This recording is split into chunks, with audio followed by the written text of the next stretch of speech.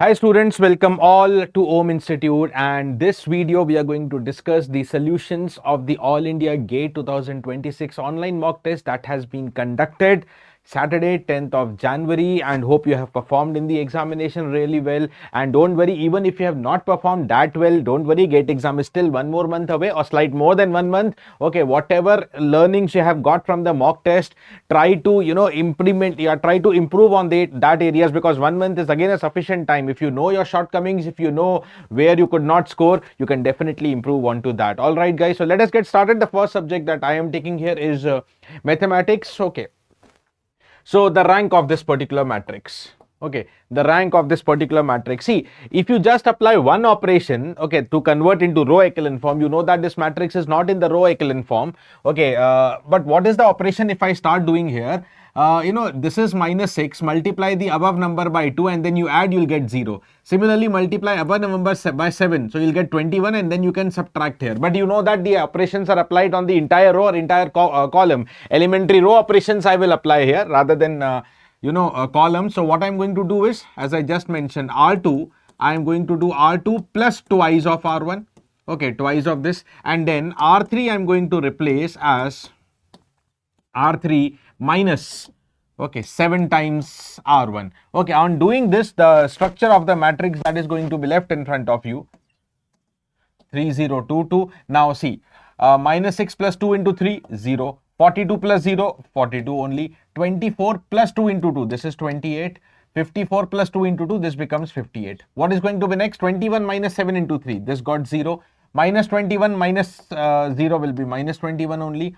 0 minus 7, 2, minus 14. And minus 15 minus 14, minus 29. Now, there are total 3 rows. This is a 3 cross 4 matrix, and what you're able to clearly see, you can even apply the next step to convert exactly into the row echelon form. Okay, I'll tell you two things here.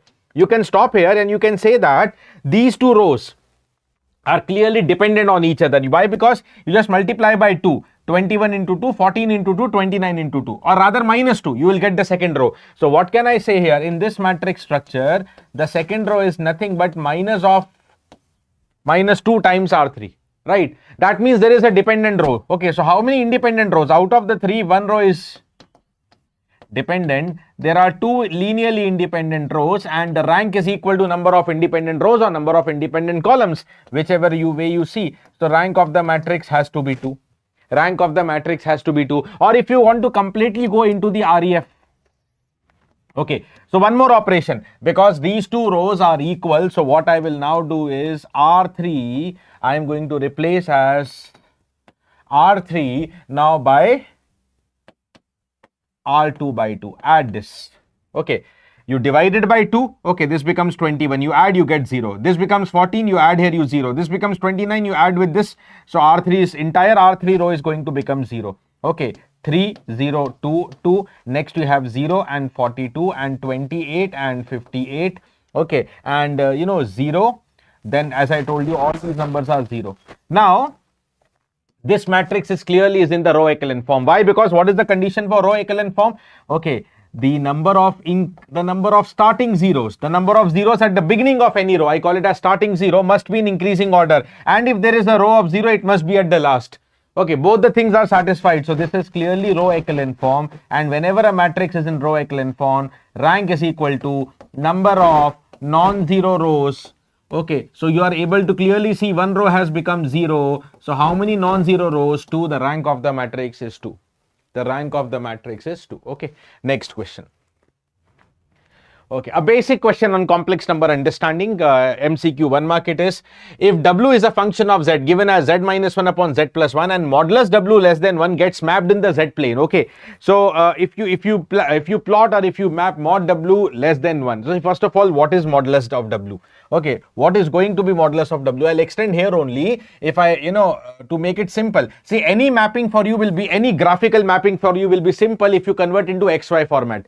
Okay, because what type of curve or what type of surface or what is coming is be easily understood if you have the XY relation. You have the habit of seeing into that. Okay, so you can write down this as X plus IY minus 1 divided by X plus IY plus 1. Okay, or separating the real or imaginary part, x minus 1 plus iy divided by x plus 1 plus iy. This is what is going to be. So when I have to calculate modulus of w will become how much? You check here. Okay, under root of x minus 1 square plus y square divided by the under root of x plus 1 square plus y square, real part square plus imaginary part square, correct na? Okay, so when you simplify this, what are you going to get? Okay, you are going to simply get this whole under root. Let me write. Numerator will be x square plus y square plus 1 minus 2x. Denominator will be x square plus y square plus 1 and plus 2x plus 2ab term. Okay, and if you want mod w less than 1,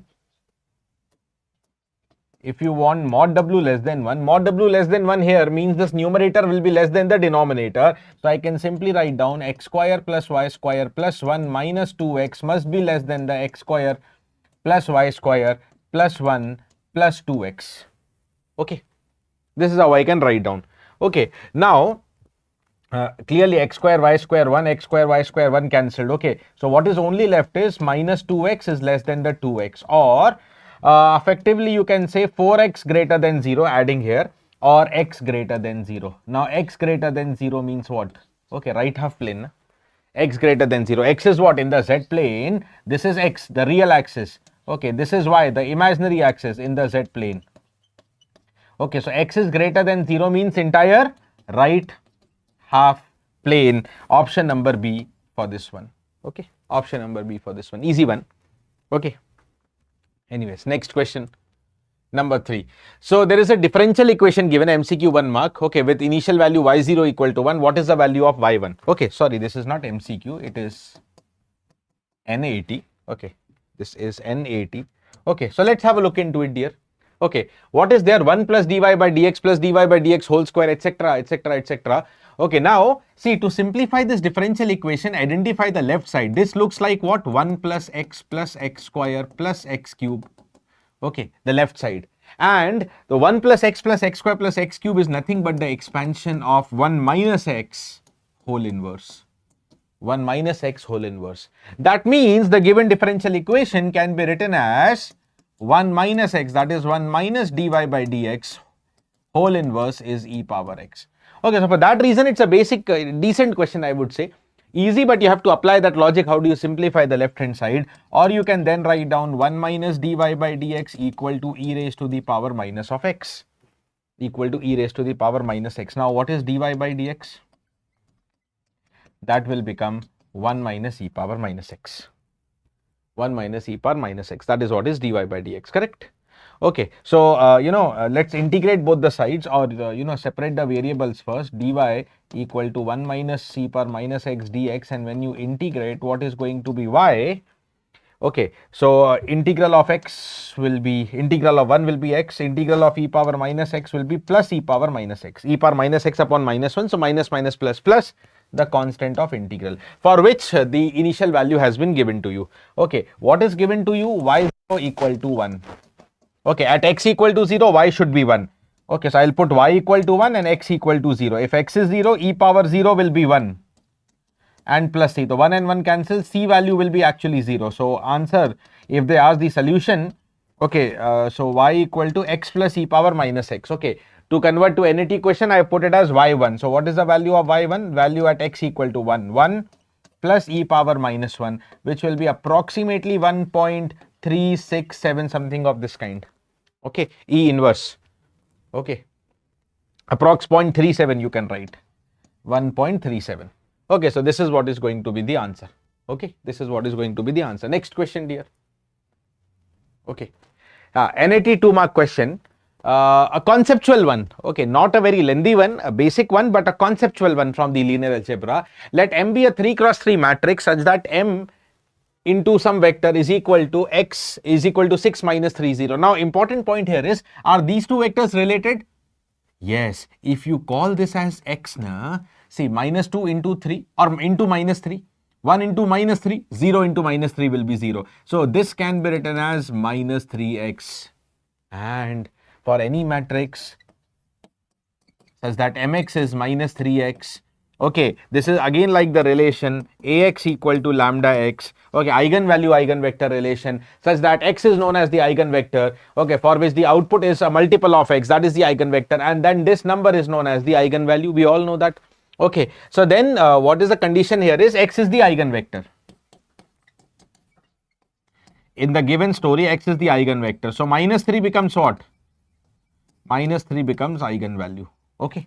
Now, suppose that there is another matrix M cube, okay, the cube of the same matrix, into some vector 1, minus 2, 0. Important point is, now this vector, if you take this vector and just divide by minus 2, minus 2 by minus 2, 1, 1 upon minus 2, minus half, 0 upon minus 2 will be 0. That means this vector is just a multiple of this vector, and for any matrix, important point, for any matrix M, okay, if the eigenvector is x, okay, any multiple of it will always be eigenvector because eigenvectors are not unique. Okay, so if x is eigenvector,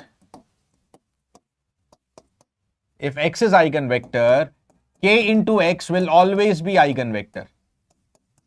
Okay, for the same eigenvalue, why? Because mx equal to lambda x, na? So automatically m into kx is also lambda into kx.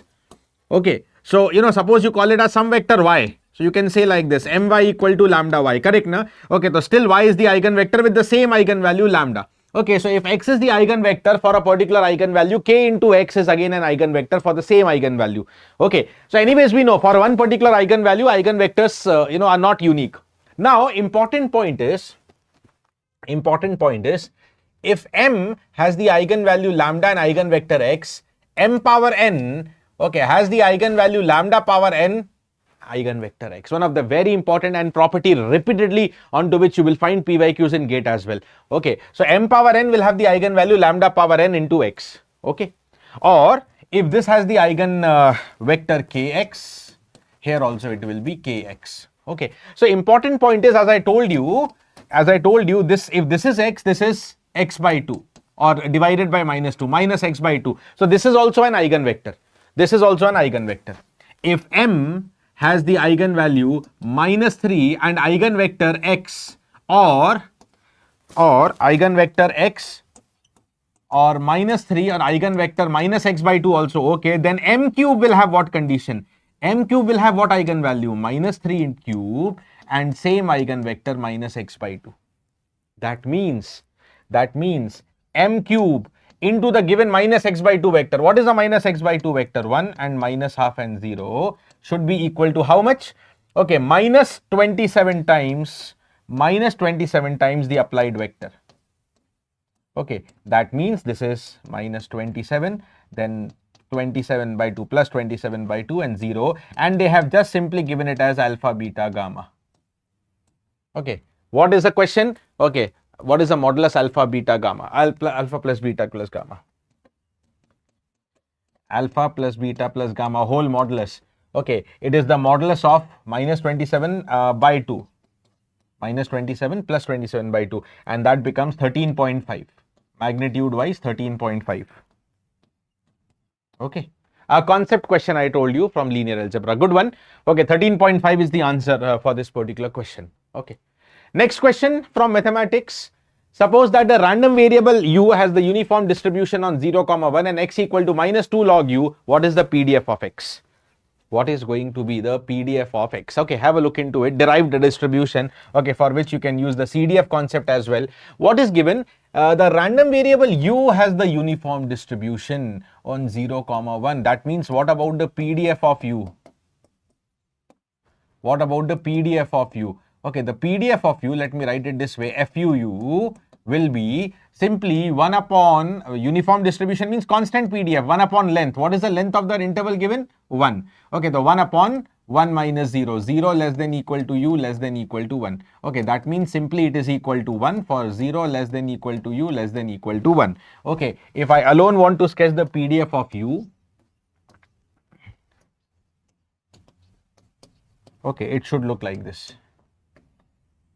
From 0 to 1, it is constant. Okay, now what is given is, okay, x is another random variable minus 2 log u. Correct, na? And I want the PDF of x. I will start with the CDF of x. CDF of x. Okay, suppose f of x. The CDF is given by the probability x less than equal to x. And that will be equal to the probability minus 2 log u less than equal to x. Okay. Okay, so I've converted to the u because u PDF is given, so I can calculate any probability around u. This finally becomes the probability that log u minus 2 you send on the other side, so it becomes greater than relation minus of x by 2, or you can call it as probability u greater than equal to e power minus x by 2, sending the log on the right side, it becomes exponent. What is the probability u is greater than e power minus x by 2? Okay, suppose this is some value e power minus x by 2. What is the probability u is greater than this? That means area under this PDF for this much part. Greater than e power minus x by 2, and of course maximum is 1. Okay, how much is this area? Okay, so this will be equal to the area for u is greater than equal to e power minus x by 2, and area, rectangle area, height into base. Height is 1, base will be the difference of these 2 points. Height is 1 and the difference is 1 minus e power minus x by 2. Okay, so I have the final CDF of x. Okay, the CDF function is simply 1 minus e raised to the power minus x by 2. Of course, the range of x also you can, determine. Okay, so because if u is equal to 1, log 1 will be 0. Okay, and if, see, the simple logic is u is between 0 to 1. Okay, so log of u. Okay, when any number less than 1, the log is negative. Okay, log is negative.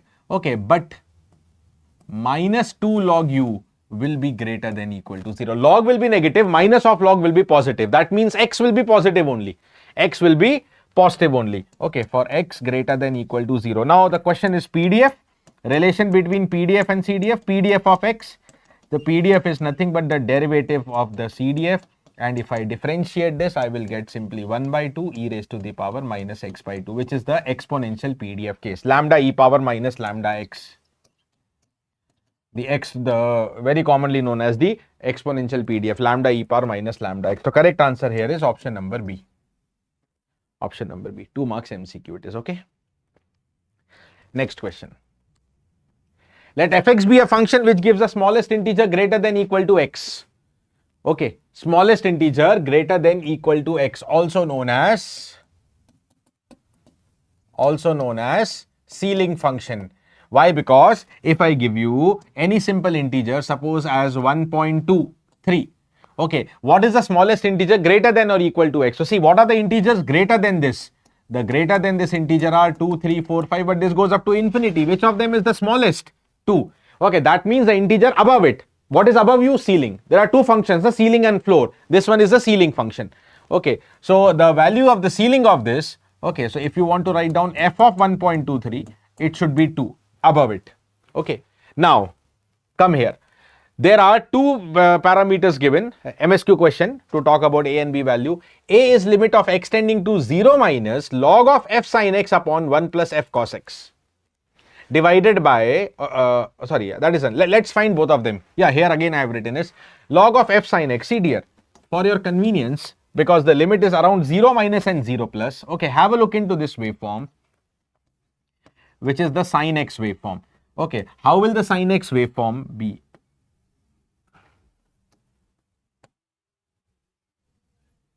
Correct.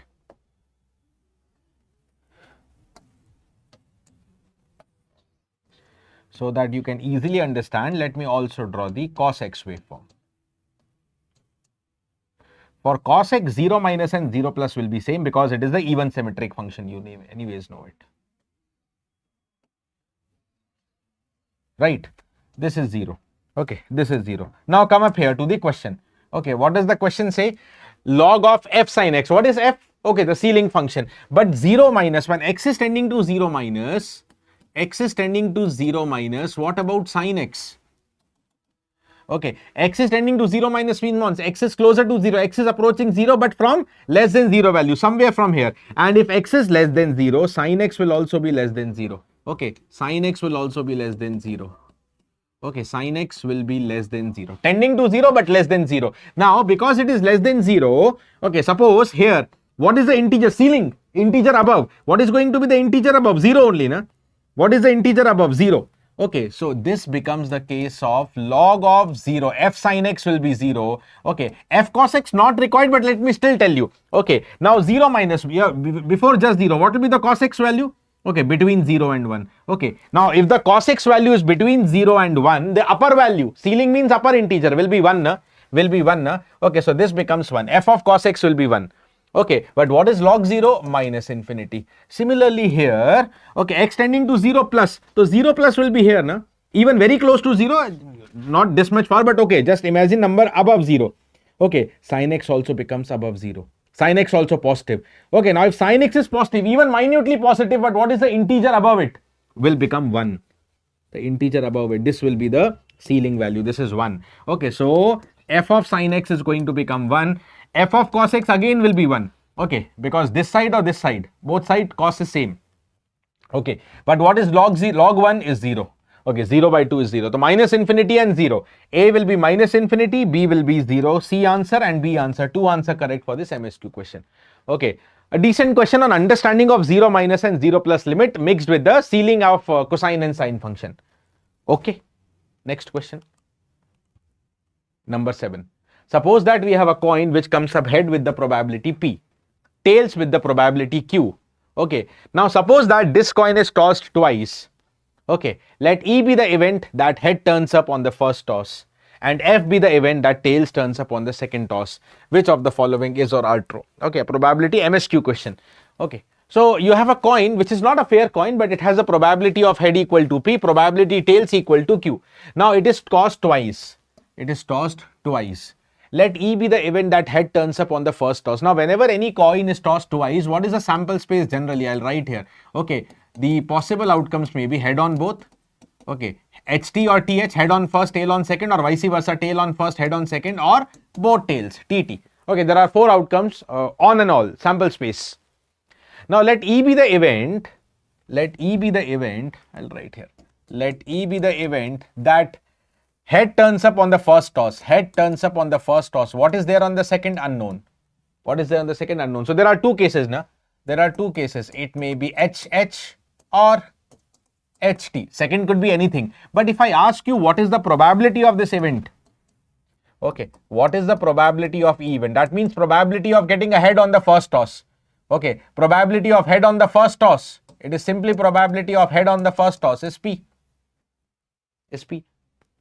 No need to consider these 2 probabilities separately and add. Still it will be same because second is don't care. Okay, so when second can be anything, the sum of all probability for second event will be 1. That is not required. Okay, now F be the event that says that tails occur on the second toss. Okay, on the first I don't know, but on the second it is tail. So it becomes HT or TT. HT or TT. Okay, but again if I ask you alone, what is the probability of F? What is the probability of F? Probability of getting a tail on any toss, first, second, doesn't matter. Probability of getting tail on any toss is given as Q. Okay, is given as Q. Okay, so these are the individual probability. Now, what is the set E intersection F? Do they have anything in common? Okay, see, HT and HT. This is common to both. Okay, it is HT. So, E intersection F is not a null set. Is not a null set, because if the intersection is a null set, then they are said to be mutually exclusive. Otherwise, they are said to be mutually inclusive. They are mutually inclusive. They include something in mutual. Yes, they are mutually inclusive. Okay, if they don't have anything in common, they are said to be mutually exclusive, you know. Okay, then what about E union F? What about the E union with F? So when you take the E union with F, what is going to happen?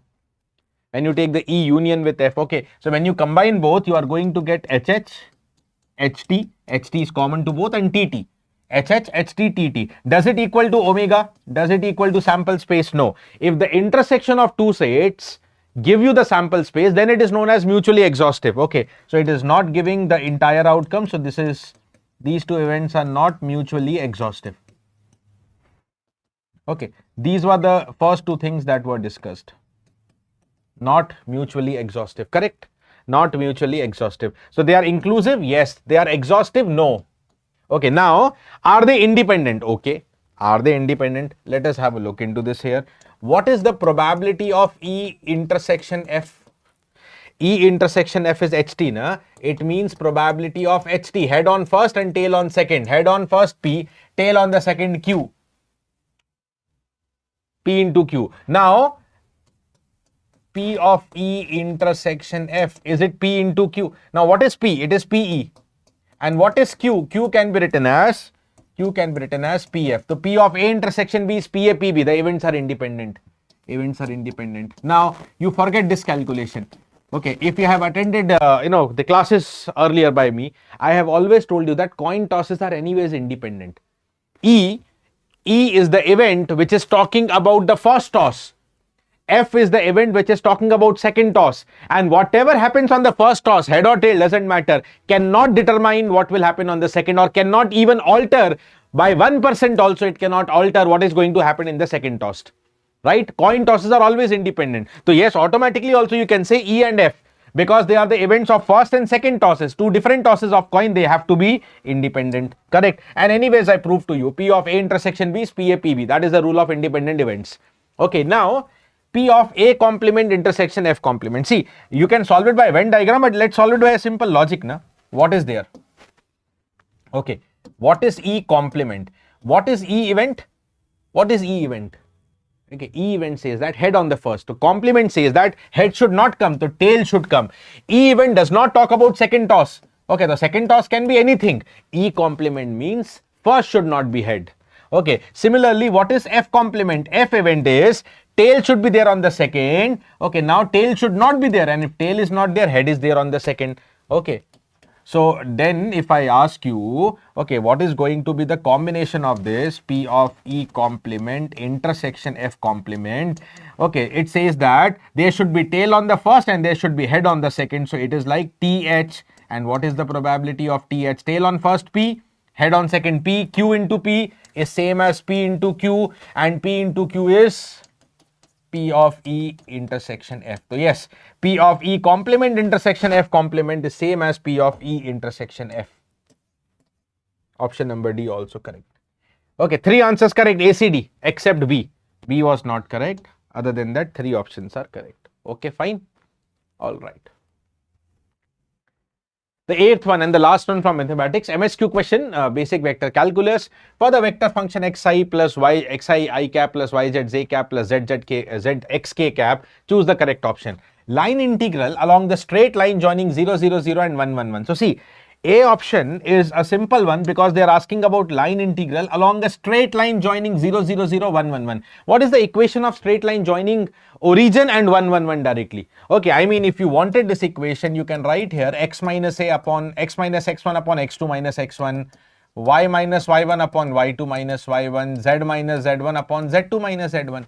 Okay, so what do you simply get is x equal to y equal to z. Okay, this is the equation of line. Now, option number A, calculation I will solve here. The line integral f dot dr or integral f dot dl, okay, can be written as fx dx, that is xy with dx, plus what is the y component? yz with dy plus zx with dz. But this is to be done along a line, and what is the equation of the line? All x, y, z are equal. So automatically their differentials are also equal. So I can substitute them, and the integral is going to become, this becomes x square with dx. Next becomes again y into z is x into x. So everything is x square, then dy is also dx. Third term also is x square, dz is dx. Okay, so total x, 3x square. Integral 3x square dx, and integral 3x square will be x cube. Limit of x 0 to 1. Answer will be 1 minus 0, which is 1.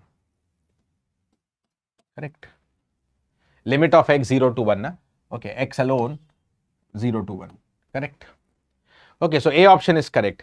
Surface integral over the surface of the cube. Now, surface integral over a cube where cube makes a closed region. Okay, because cube makes a closed region, you can apply the Gauss divergence theorem to solve the second part. And for Gauss divergence theorem, you will require divergence. So answer number C. And MSQ options are somehow connected sometimes. Okay, so option number C will also come into action. So what is the divergence of the vector f? What is going to be the divergence of the vector f? Okay, let me just solve it here first. Okay,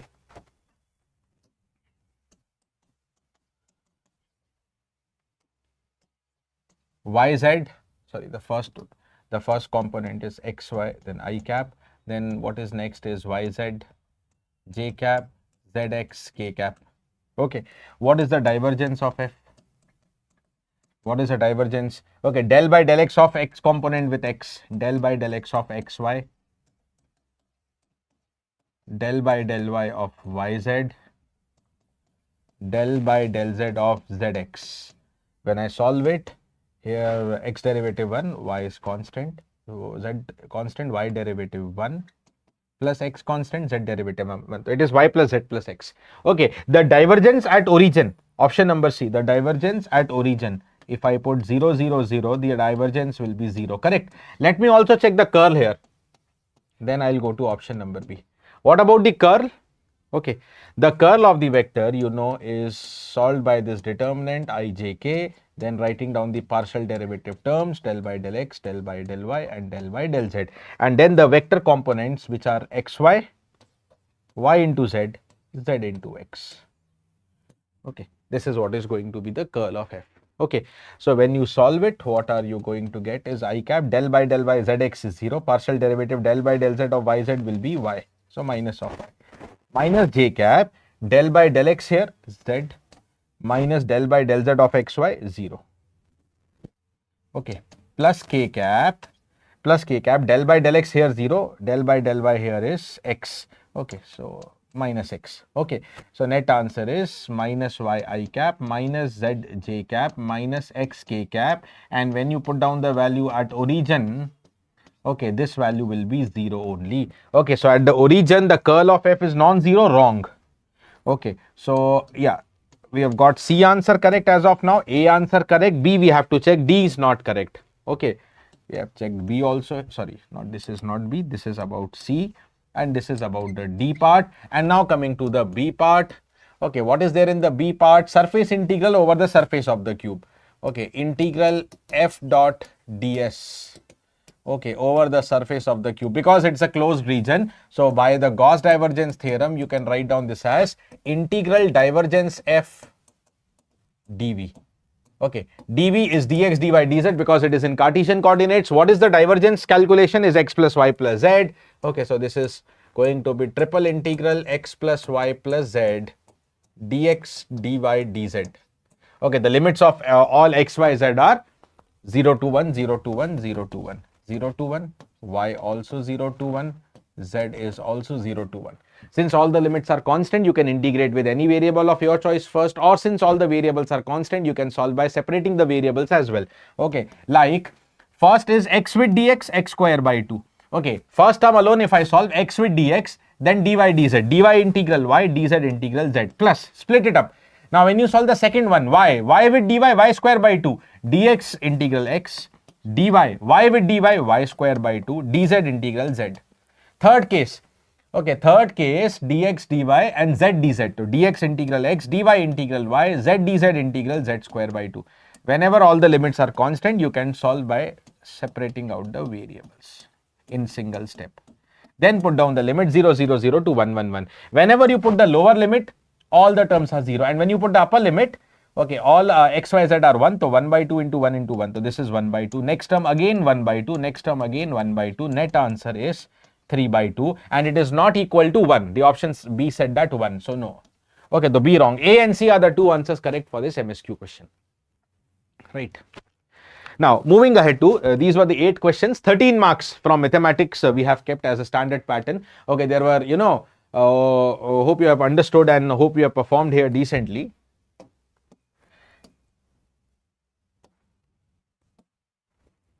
Okay, let me tell you, there were 3 questions of 1 mark and there were 5 questions of 2 mark. This is how total 13 marks, okay, have been there. You can also individually mention, how many marks you scored from maths. Please do mention in the comment box. Like that you can mention for every subject, okay. Next, let us start with the signal and system questions and the discussion. Okay, first question, MSQ 1 mark. Which of the signal given below is or are periodic? Okay, which of the signals is or are periodic? Okay, summation delta n minus 4k minus delta n minus 1 minus 4k. Okay, or let me start with the direct ones. Okay, see, e power j, what is this? J e raised to power j 10n. Okay, discrete time, if it was continuous time, e power j omega t is always periodic. Okay, but in discrete time, you first check the 2 pi by omega. That is 2 pi by 10 and pi is left, it is irrational. And in discrete time, if 2 pi by omega is an irrational number, the signal cannot be periodic. Okay, so this is definitely aperiodic. Now, what about un plus u minus n? How do you plot un? If it was continuous time, things are again different. Ut plus u minus t is 1, but in discrete time, what is un plus u minus n? In the discrete time, see, this is how un will start. Unit step signal. It is constant 1 starting from origin. But I have next considered u minus n. U minus n is the mirror image of it. So mirror image, whatever is at origin will remain at origin. So when you have origin already 1, you are going to add 1 plus 1. So origin value, only origin value will be 2. Okay, but the mirror image of this, okay, this value will be 1. This value will be 1. Okay, this also will be 1. So all these samples there are 1. Okay, but the value at origin will be 2. Hence it is aperiodic. Hence it is aperiodic. Okay, one sample breaks the periodicity. Okay, otherwise it is constant 1 except at origin. It is except at origin. We also write down this signal as not 1 but 1 plus del n. Okay, that is what. See, if it was continuous time, okay, my focus is just on this question, but just adding on to one point. Ut plus u minus t always 1. Okay, un plus u minus n is 1 plus delta n, another 1 value extra at origin. Okay. Now, okay, what is this in B option or in D option? Now see, D option I'll come first here. What is 2 pi by omega? Okay, what is 2 pi by 2 pi? Okay, for the first signal, what is 2 pi by omega? I'm telling you, dt time you have to be first checking whether 2 pi by omega is a rational number. Not only rational, it is integer. Automatically it is rational. Now when 2 pi by omega is integer, the time period is also the integer value 1. Okay, what about the next one? 2 pi by omega, 2 pi by 6 pi is 1 by 3. It is not integer. So time period cannot be non-integer. Discrete time, only integer time is allowed. But is it at least rational? Yes. It is 1 by 3, it is rational. So the signal can be periodic. Okay, if the signal is periodic with period 1 by 3, 1 by 3 cannot be officially taken as period. But if any signal value repeats after n, it will repeat after 2n, after 3n, after 4n, after 5n. So what is the final period we take in such case? We take the period as any multiple of 1 by 3 so that final answer is integer. So that final answer is integer. So if you take k3, you will get the n2 value as 1. You will get the integral time period. So like that I will say the value repeats after 1 by 3, 2 by 3, 3 by 3, which is 1. Okay. And 1 is an integer, so time period can be 1 here. What is the final time period then? The final time period is LCM of n1, n2. Okay, but both are 1, so LCM will be 1 only. So this is periodic, okay, with period 1, although they didn't ask the period. Okay, so C is periodic, A and C are not periodic, D is periodic, B. Okay, what is there in B? Easy one only. Okay, what is there in the B? Xn is given by summation delta n minus 4k minus of delta n. Okay, a slight shifting minus 1 minus 4k. Okay, for k being from minus infinite to the plus infinite, correct? Okay, so now suppose you had taken k0. Okay, there will be several terms. If I take k0, I'll get delta n minus 1. Okay, then if I take k1, so similar impulse will repeat, delta n minus 4 minus delta n minus 5. Okay, if I take k1. Next, if I take k2, delta n minus 8 minus of delta n minus 9. Okay, that means if you wanted to draw, okay, this with reference to n, you are first going to get an impulse at origin. Okay, delta n and then minus of delta n minus 1, impulse here. Okay, negative value. Then directly you get an impulse at 4 and 5. This value 1. This value will be minus 1.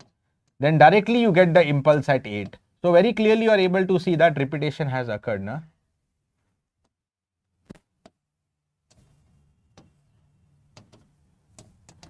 Okay, it is periodic with how much fundamental period? 4. Similarly, if you take k negative like -1, delta n plus 4 and delta n minus 3, n plus 3. Okay, so it will be repeated from minus infinite to infinite only. So B answer will be periodic. Yes, the B will be periodic in nature. Okay, done. B and D. Next question from signals. The frequency response of a discrete time LTI system is given to you, h omega minus j from 0 to pi plus j from minus pi to 0. The correct statement about the impulse response of the system. The correct statement for the impulse response of the system is how much? Now have a look into it. Okay, what is h omega? Okay, if you identify, again a MSQ question, if you identify h omega minus j for right side plus j for left side, that means same value, same magnitude, but opposite in sign. That means it is odd. It is an odd function. Not only odd, it is pure imaginary. Only the value are j and minus j. Okay, now Fourier transform is pure imaginary and odd if the signal is real and odd. Okay, if the signal is real and odd. Okay, so the signal hn, impulse response hn will also be real and odd. If a signal is real and odd, then only the Fourier transform is pure imaginary and odd. Correct, na? Okay, so hn is real, correct, hn is odd, correct. If it is real, the conjugate symmetric is automatically ruled out. Conjugate symmetric is a symmetry property for complex function. Okay, right? Now, what about D? Summation minus infinite to infinite modulus hn whole square. Do you need to find hn for this? No. Okay, this is based on Parseval's relation. So, one more point mixed up here. Parseval's relation, the energy of the signal. Okay, summation modulus hn square is also equal to 1 upon 2 pi integral for one time period. That is integral minus pi to pi modulus of h omega whole square d omega. But whether from minus pi to pi, what is the modulus of j or minus j? Both of them have the magnitude 1. That means modulus h omega, if you draw the magnitude spectrum, will be simply 1 here. Okay, so 1 upon 2 pi only. What is modulus h omega square? 1. Okay, so 1 d omega, d omega integral omega. Okay, d omega integral omega, upper minus lower limit total 2 pi and 1 upon 2 pi times 2 pi, answer is 1. So D answer is also correct. Yes, D answer slightly took you towards Parseval's relation. Parseval's relation.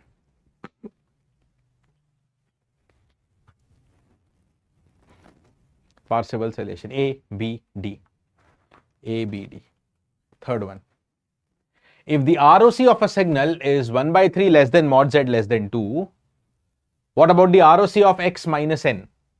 What about the ROC? Now see, if signal xn has the z transform xz, the signal x minus n has the z transform x1 by z. That means the poles will be reciprocal and the right sided part will become left sided. Now you see, okay, 1 by 3 to 2. That means if you talk about xn, I'll split this way. Okay, mod z is greater than 1 by 3 and mod z is less than 2 with respect to 1 by 3 greater than with reference to 2 less than. Okay, for x minus n, what will be the condition? Number 1, dear, the pole at 1 by 3 will become 3. The pole will be reciprocal. Okay. The poles will be reciprocal because the entire function becomes a function of 1 by z.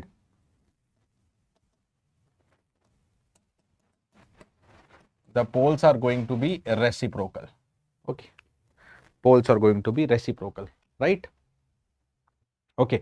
So, for 1 by 3, the pole will become 3 and the right sided part will become the left sided. Okay. Because x minus n, if xn is right, x minus n mirror image will go to left and left sided means mod z less than. Now, second part mod z less represents some left sided part. Left sided part will become right sided. So, mod z greater than, pole 2 will become 1 by 2. This is the condition.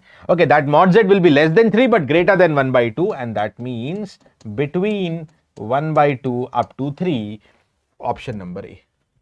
Logical question if you just apply the logic of ROC. Okay, next question. A periodic signal is given to you. Okay, NAT 2 mark. Xt equal to 2 plus summation k equal to 1 to infinity 8 upon k pi sin k pi by 2 cos 1600 k pi t. It is passed through the following system. What is the average power of the output? Now see, it is passed through an ideal band pass filter. Okay, whose cutoff frequency, whose pass band frequency is given 200 to 300 hertz and the unit gain is there. Okay, but how many frequencies are available in the signal? Okay, a periodic signal in its Fourier series representation is given. Okay, see here very clearly, if you just take out, this is the notation of the form C naught, the DC term, okay, plus summation k equal to 1 to infinity a of k, okay, a of k, okay, these are some coefficients ak cos k omega naught t. Okay, where omega naught, the fundamental frequency of the signal, will be 1600 or 1600 pi. Okay, this will be the C naught, the DC term. Okay, and this is what is known as the Fourier series coefficient. This will be the Fourier series coefficient of the signal. Now, what are the Fourier series coefficients of the signal? Okay, it only has cosine terms. Okay, the signal would be even in that case. Okay, that is why it only has cosine terms. Now, what is the AK? 8 upon k pi. Okay, sine of, okay, k pi by 2. 8 upon k pi sine k pi by 2, clearly suggesting that all this ak will be 0 if k is even. Why? Because if you put k2, okay, you will get sine pi 0. k4 to sine 2 pi 0. k6 to sine 3 pi. Okay, so sine pi, 2 pi, 3 pi, all of them will be 0. So you'll only get the answer at odd harmonic. So that means some hidden wave, some half wave symmetry will also be there. Hidden half wave symmetry, because DC term is there. Okay, forget the symmetry now. Okay, what I'm only telling you is the even components, the even harmonics will be absent. Okay, even harmonics will be absent. Now what about A1? What about A1? Acha, one more thing. How many terms are to be taken? If omega naught is 1600 pi, F naught, which is omega by 2 pi, is 800 hertz. The fundamental frequency is 800 hertz. Okay, so fundamental term, is it in the pass band? Yes. Okay, so 2 F naught 1600, 3 F naught 2400, 4 F naught will not be passed. Okay, so this frequency range, 200 less than equal to F less than equal to 3000. Okay, this will pass, this will contain F naught, 2 F naught, 3 F naught terms. Okay, F naught, 2 F naught, 3 F naught. Okay, because why? Because F naught is 800 hertz. Okay, so inside this range, F naught, 2 F naught, 3 F naught, but 2 F naught, okay, will correspond to the Fourier series coefficient A2, which will be 0. Okay, so only which harmonics will be passed? The first and third harmonic. The DC will also not be passed. Okay, so what is going to be the output? Unit gain is there.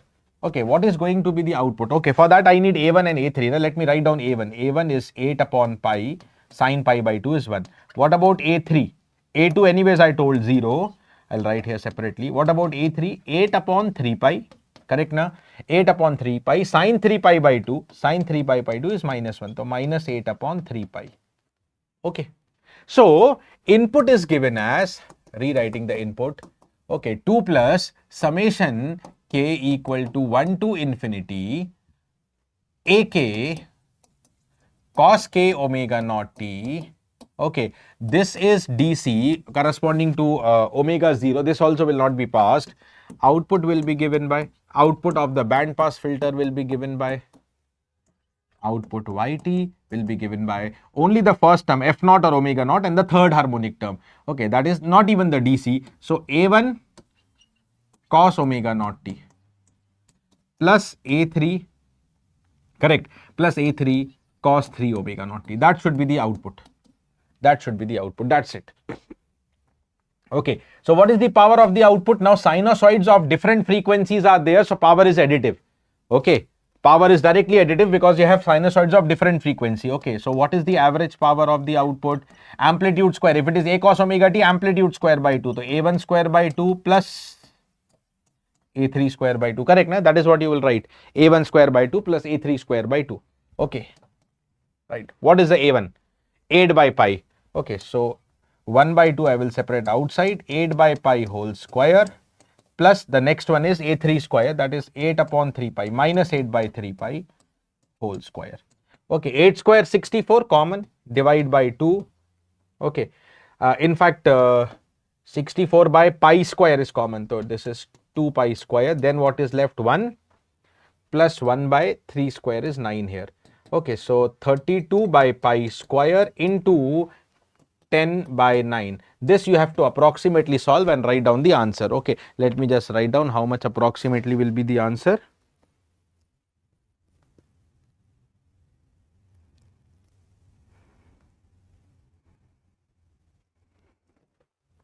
Just a second.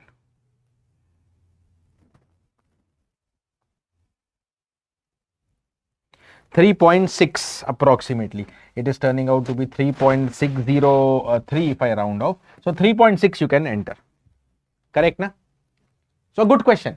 A good analysis question based on filter and Fourier series components. Okay. Next question from signals. Number 5. Consider a causal system with the transfer function s minus 2 upon s square plus 4s plus 4. Okay. 1 second. Denominator can be further simplified, na? S square plus 4s plus 2, it looks like s plus 2 whole square, a square plus b square plus 2ab. So s minus 2 upon s plus 2 whole square. This is what it is. Now what should be the ROC? Okay, so the pole here will be s equal to minus 2 minus 2. That is a repeated pole. Okay, so what about the ROC? Okay, sigma greater than minus 2 or less than minus 2? Causal. Causal means right-sided ROC. If it was anti-causal, I would say less than. But here sigma greater than minus 2. This is the entire details of the given transfer function or Laplace transform. Now for an input xt equal to 1, okay, whenever a constant input is given, remember, okay, see how do you solve this question? Whenever xt is any constant a, okay, this can be written as a e raised to the power 0t, and remember e raised to the power st for any complex number as well. Okay, the eigensignal concept of continuous time system. For e power st, output is given by h of s e raised to the power st. Okay, that means for this the output yt will be given by a e power 0t. So what will come? H of 0 e power 0t. Okay, e power 0 again 1. So a h of 0. So if the input is a constant input a, output will be a into h0. Okay, so here what is the input given to you is 1. What is the output then? Okay, 1 into h0. That's it. Okay, what is the h0? H0, okay, minus 2, okay, by 2 square. If I put s0, simple. Okay, so that is minus 1 by 2. Okay, now see, what is the s value I'm using? Okay, 0. What is the s value I'm using? 0. Okay, that is origin. Does it fall inside the ROC? Yes, ROC is sigma greater than minus 2. Na? That also is a required condition here. Okay, ROC is sigma greater than minus 2. And this is the point I am using. What point I am using? Origin. Okay, this is inside the ROC. This point, the S is inside the ROC. Then only this H of 0 will be defined. Okay, so output is constant actually here. If input is constant, output is also constant. Minus 1 by 2 for all t. Okay, for all t. What is the magnitude of the output at t0? At any time it is constant and magnitude is 0.5. Magnitude they are asking. Okay, so 0.5. Magnitude you will write as 0.5. Okay. Right. All right. Sixth question. Consider the cascade of two systems where system 1 is a first order RC high pass filter. Okay, what is the transfer function you write down for the first order RC high pass filter? Okay, and impulse response both we will discuss. And system 2 is a second order RC low pass filter. Second order RC low pass filter.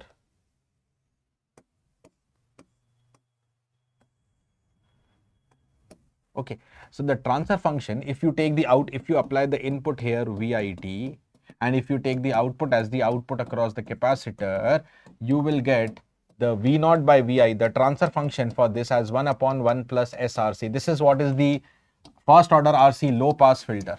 Okay, and when you take the output as the output across resistor,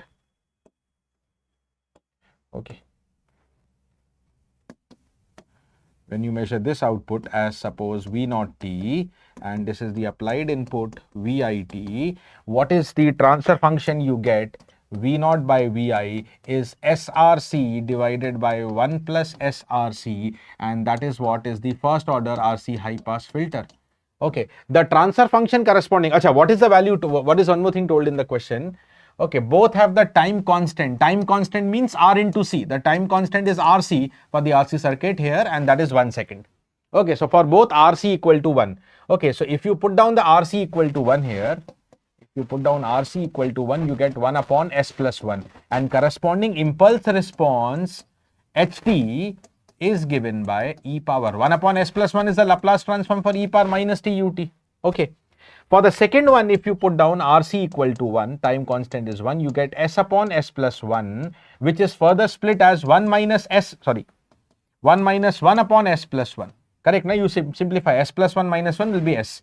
Okay, and the impulse response for such a system is given as delta t, because 1 is the Laplace transform for impulse, minus again 1 upon s plus 1 e power minus t ut.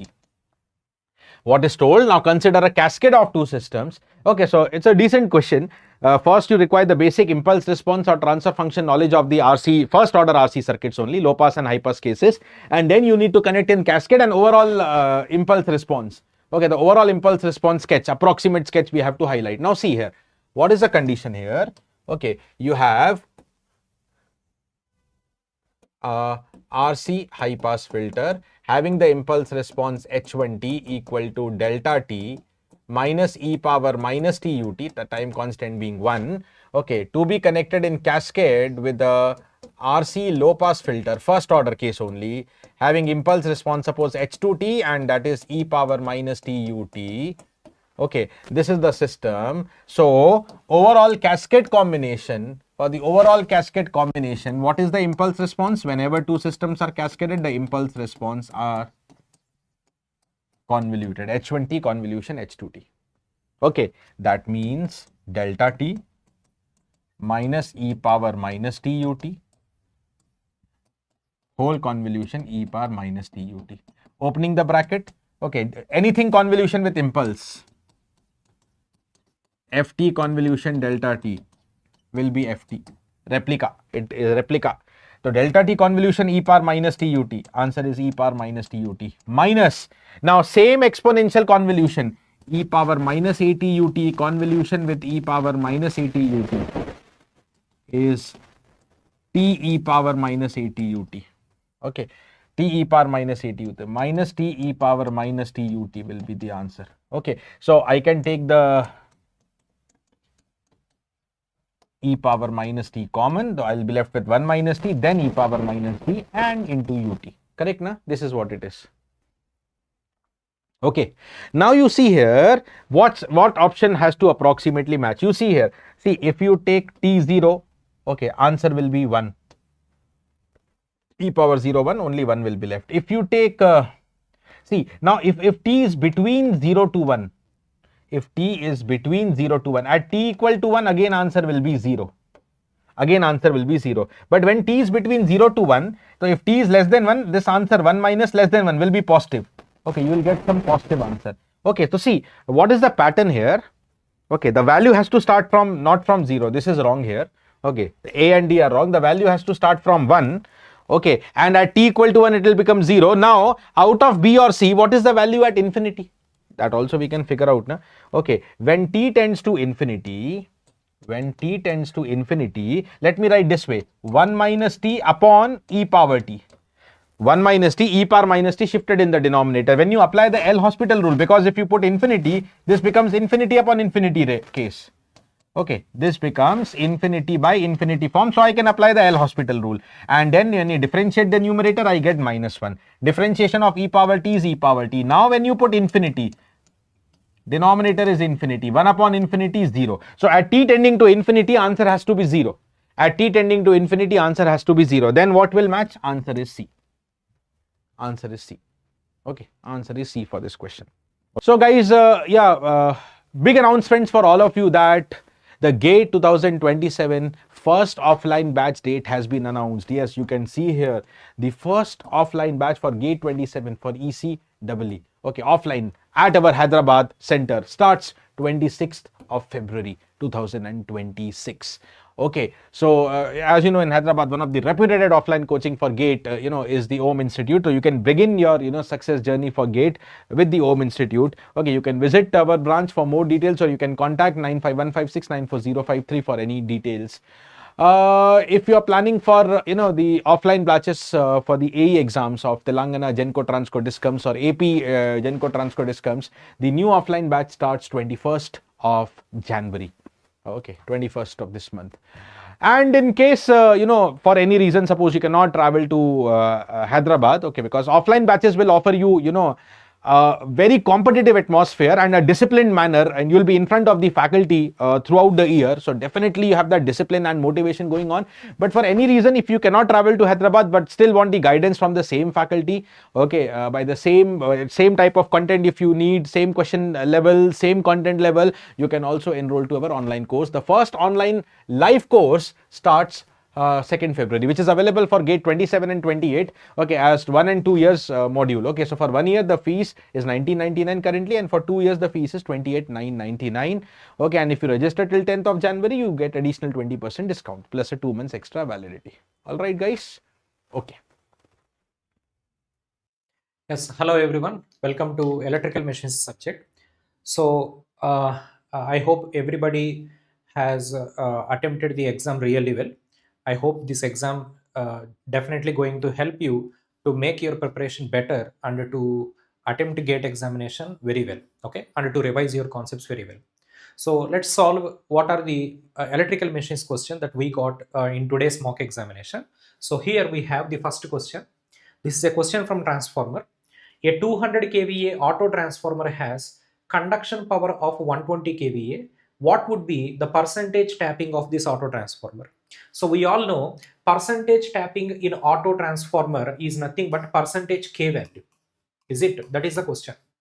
And already conduction power is given. How much is the conduction power? 120 kVA. We know the conduction power in auto transformer is always equal to K times of the total power rating. Induction power will be how much? 1 minus K times conduction power will be equal to K times. Out of that, conduction power is 120 kVA is equal to K into what is the total power? 200 kVA.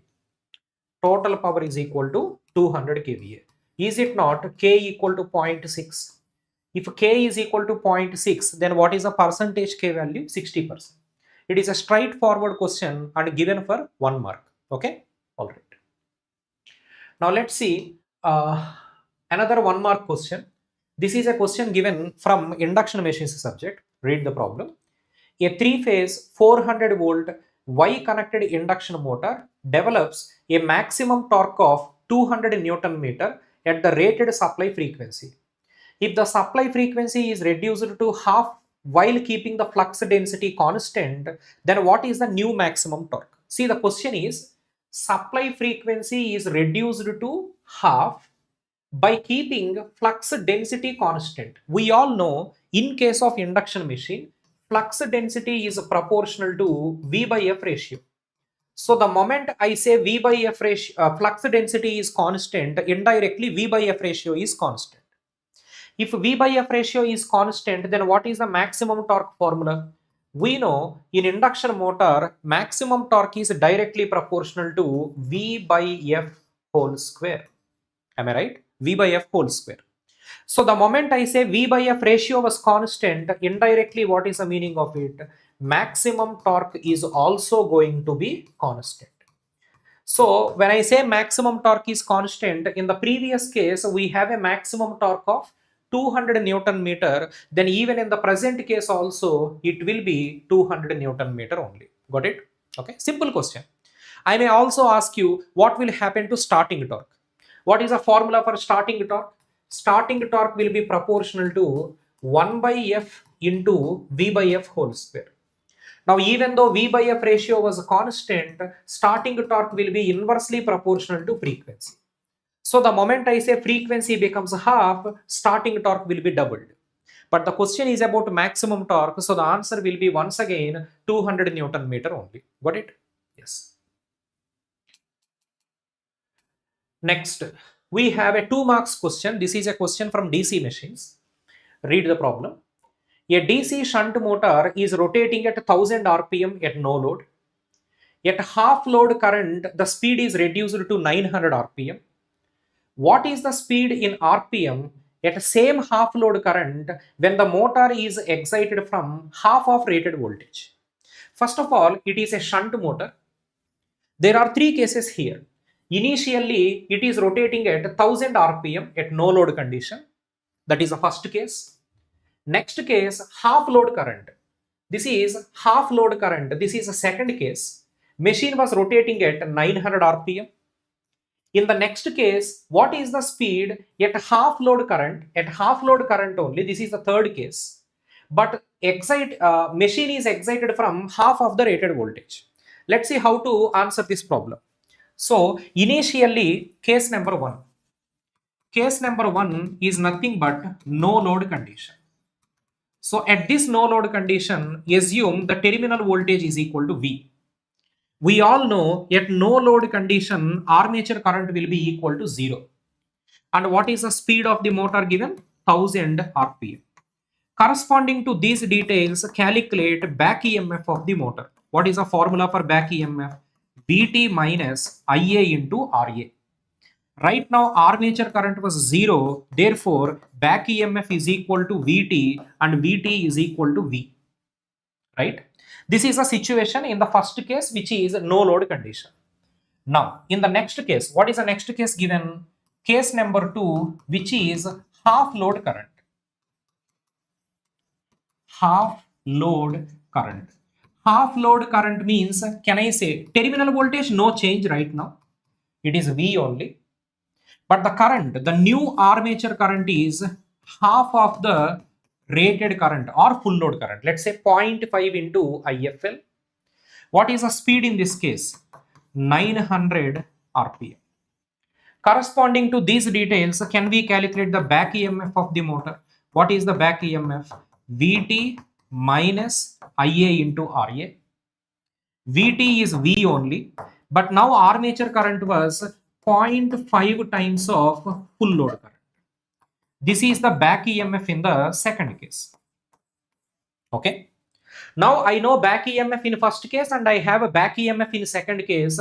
Can I write down back EMF formula with respect to speed? There is a relation, right? What is the formula? Back EMF is equal to Ka phi into omega. In this, flux is always dependent upon field current, correct? And what is the formula for field current in shunt motor? Vt by Rf. And Vt is constant, right? In the first two cases, voltage was constant. Therefore, field current is also constant. That means flux is a constant value. Therefore, back EMF is only proportional to speed. That means first case back EMF divided by second case back EMF is equal to first case speed divided by second case speed. What is the back EMF in the first case? V, right or not? What is the back EMF in the second case? V minus 0.5 into IFL Ra. This is equal to N1 1000 rpm by N2 900 rpm. Two zeros will cancel anyway. Just cross multiply this relation. If you cross multiply, 9V is equal to, this is a 10 guys, 10V minus 5 IFL Ra. Okay. Then 5 IFL Ra will be equal to V. This is one relation I got with respect to current and voltage. 5 IFL into Ra. Okay. Just a moment, guys. Battery is dying for the camera. Let me recharge it.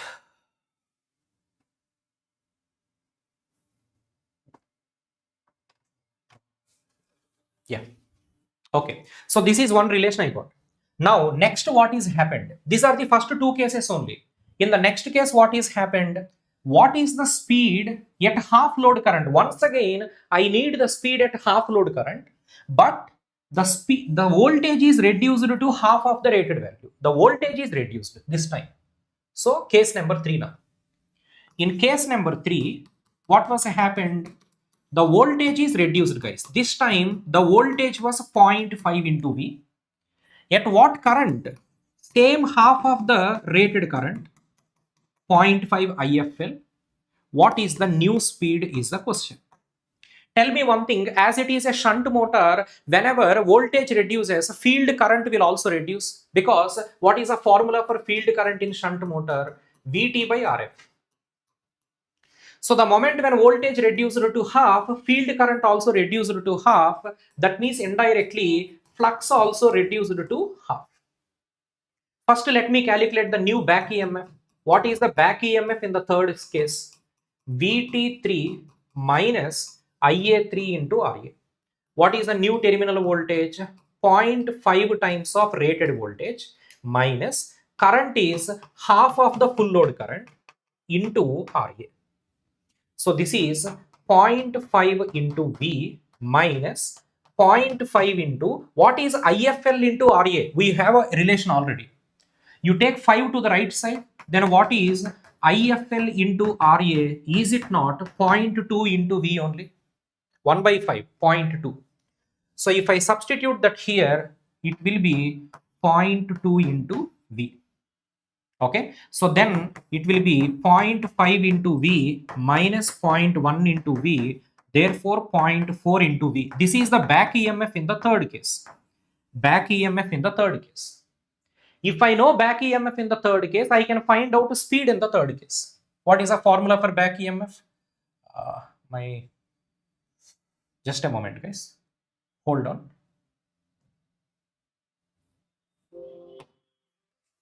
Let me add a slide here. Okay. Now, yes. So this is back EMF in the third case. Now let us find out back EMF formula. We know back EMF is equal to Ka phi into omega. Back EMF is directly proportional to flux into speed. So back EMF in the first case divided by back EMF in the third case is equal to flux in the first case by flux in the third case into speed in the first case by speed in the third case. What is the back EMF in the first case? V. We already did this, okay? Back EMF in the first case is V. Okay. Back EMF in the third case, we just got 0.4 into V is equal to what is happening to flux? In the first case, let us say flux is phi, but in the third case, flux becomes half. Because it's a shunt motor, whenever voltage becomes half, flux also becomes half. In the first case, speed is 1000 RPM. In the third case, we have to find out the speed. So V will cancel, phi will cancel. What is the N3? New speed will be equal to 0.4 into 2 into 1000. It will be 800 RPM. Okay, it's quite an interesting question and also important model. So the new speed will be 800 RPM. That is the answer. 800 RPM is the answer. Okay. Right. Next, let's see one more 2 marks question. The rotor copper loss in a 3-phase induction motor is 30% of the total loss, and the full load efficiency is 92% while delivering 20 kilowatt load. What would be the value of operating slip? See, rotor copper loss information is given. Rotor copper loss is 30% of the total loss. Our first duty is to find out total loss. For that, efficiency is already given. What is the efficiency? 92%.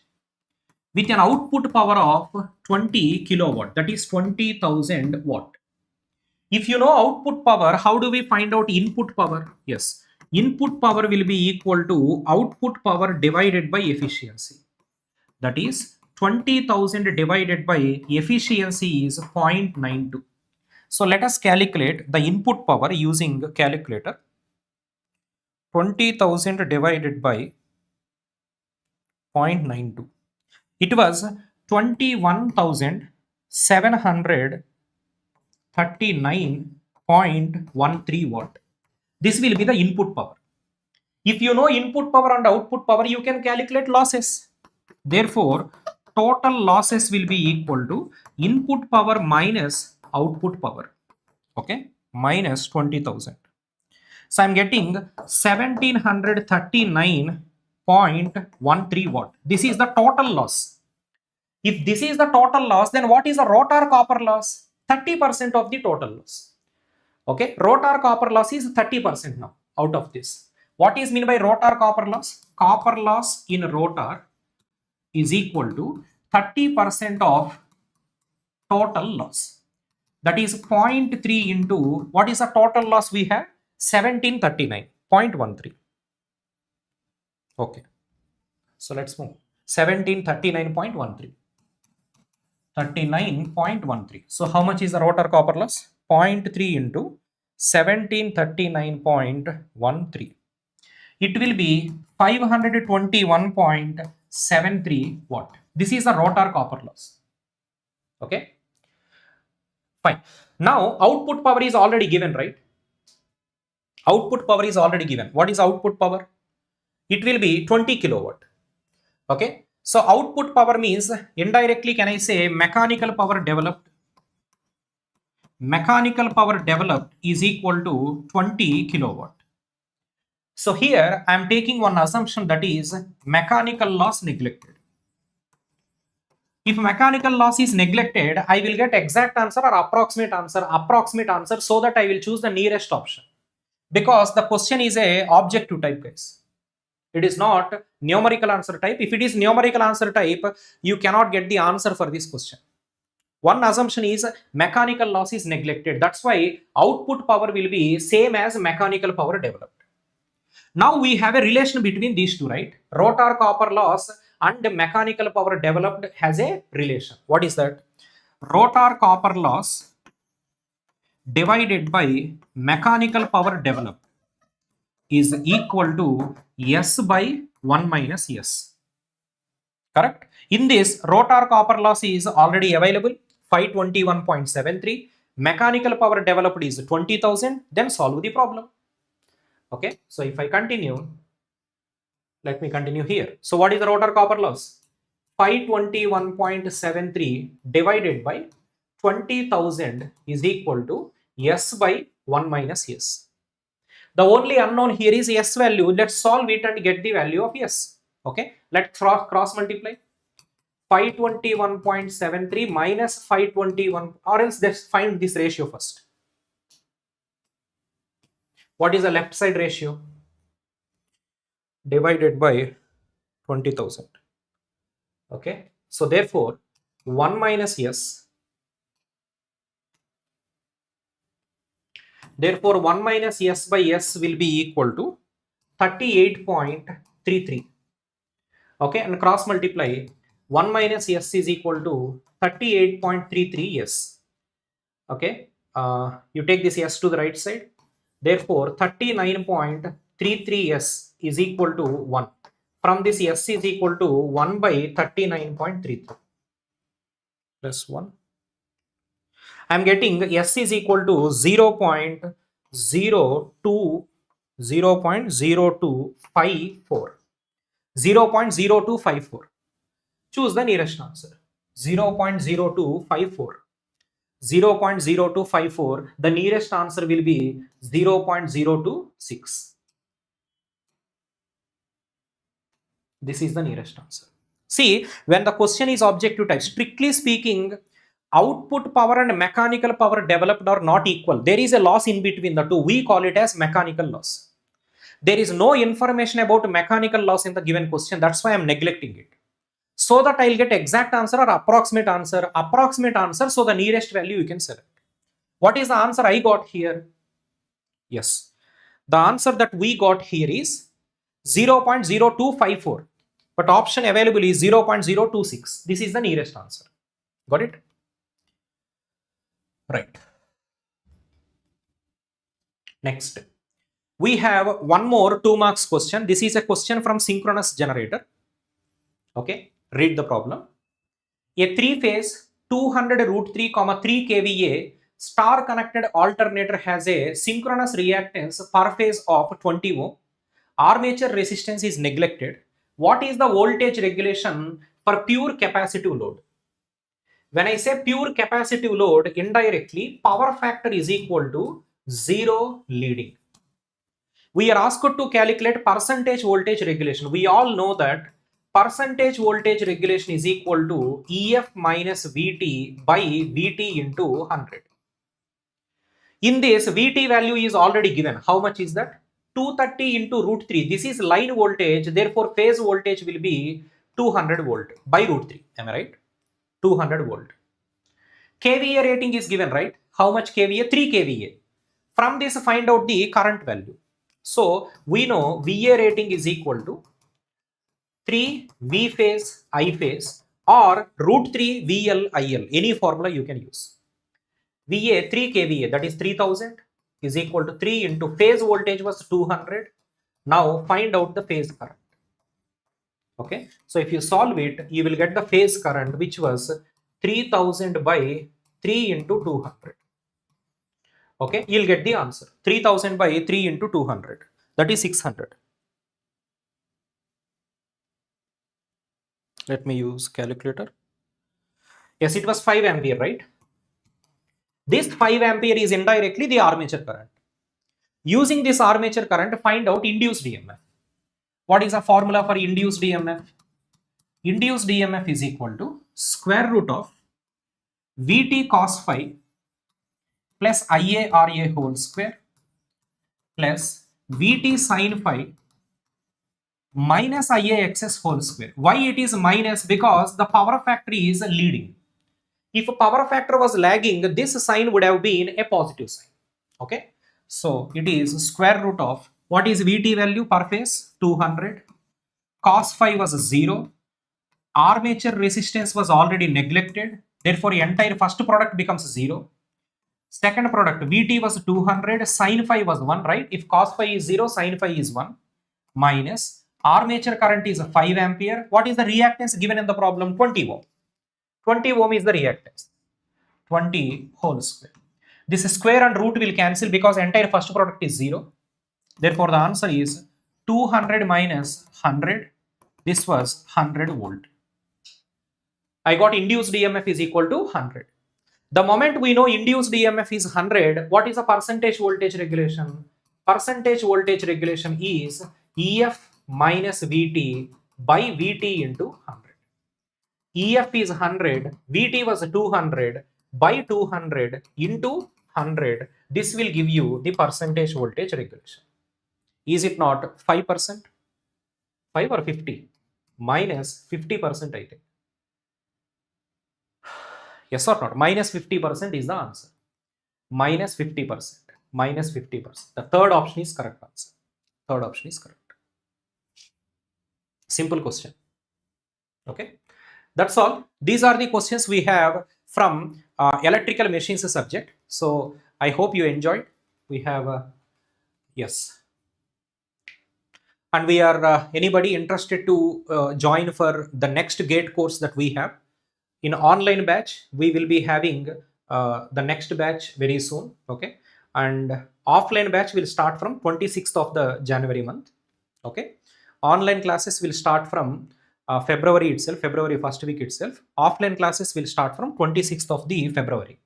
Okay, 26th February, not January, 26th February. Okay, so I wish you all the very best for your upcoming GATE examination.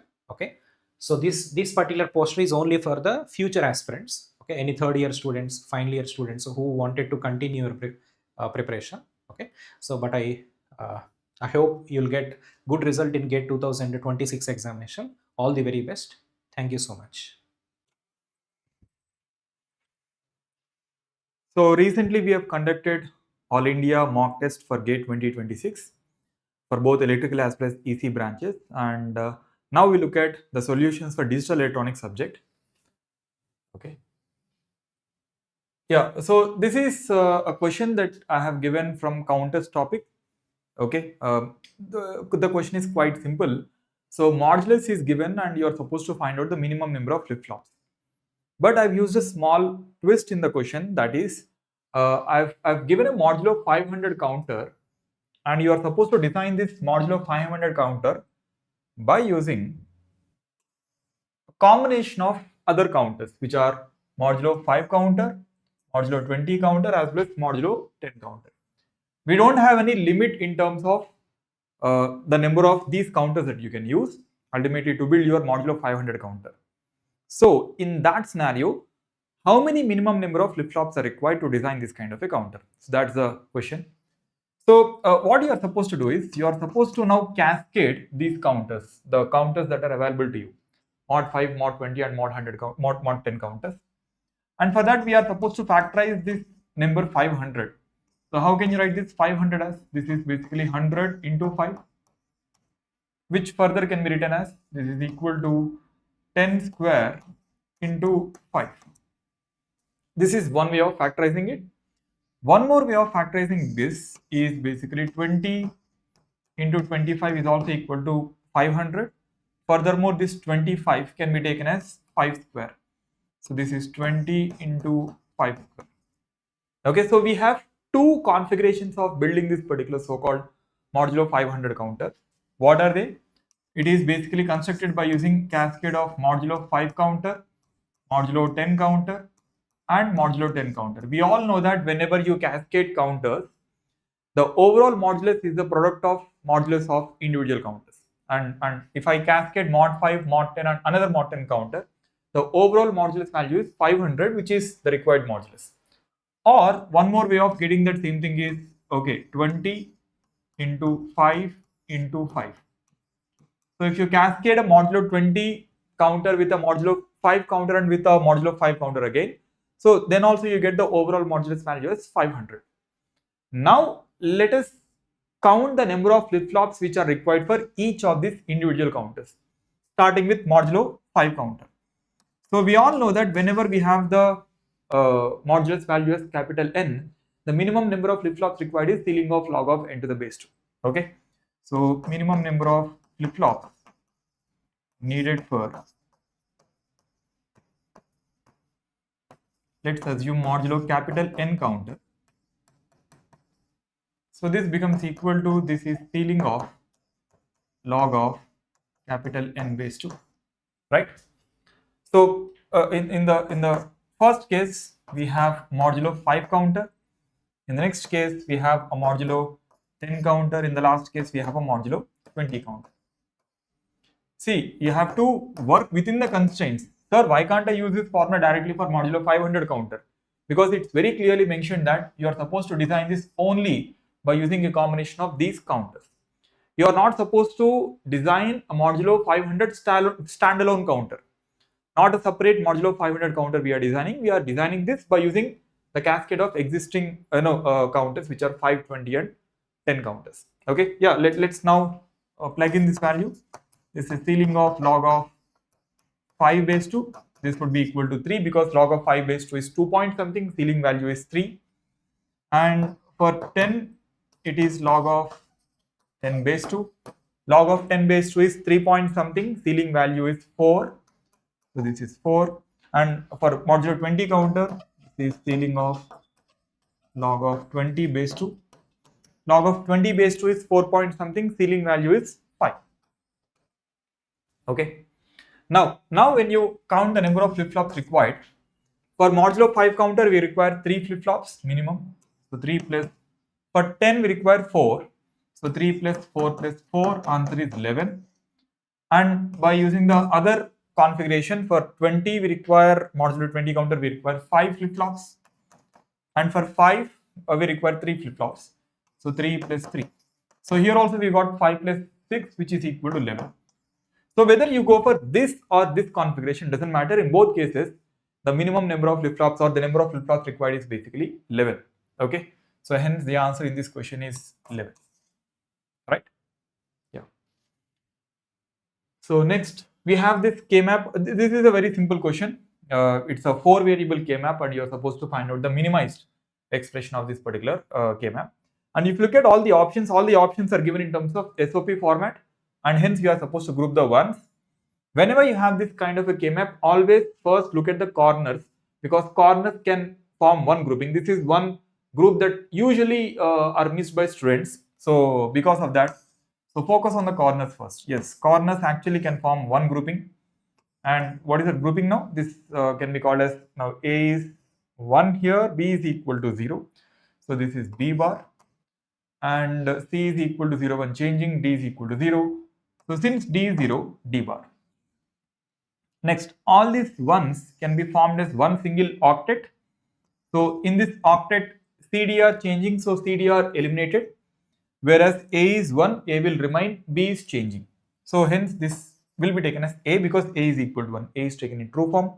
Ultimately, what is the answer now? The minimized SOP format is, so this becomes equal to A plus B bar D bar. Okay, I think which is equal to option A.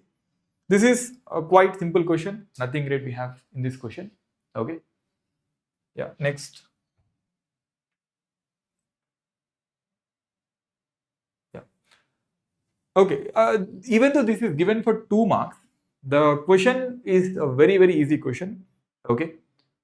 Usually I can also put it in 1 mark category, but the reason why I've put this in 2 mark categories, just to understand, first of all, a lot many students will not be able to understand the question. So the marks here are mainly for, going through that particular phase, read the question, understand the question and try to answer the question. So if you are simply, scared after reading the question, and if you're not able to, let's assume understand what the question means, you are losing on very simple 2 marks here. Okay. So there are 3 coins here, which are namely A, B, C. So A is the first coin, B is the second coin, and C is the third coin.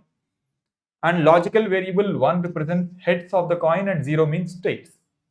The logic function f is 1, that is output is 1, we can say, if exactly, exactly or only one of the coins is head after a toss of the coins. You have tossed all the coins, and if only one of the coin is basically head, then we have output value as 1. So means, let me take A, B, C here. Okay. So we have 3 scenarios where the function value becomes 1. What are the 3 scenarios?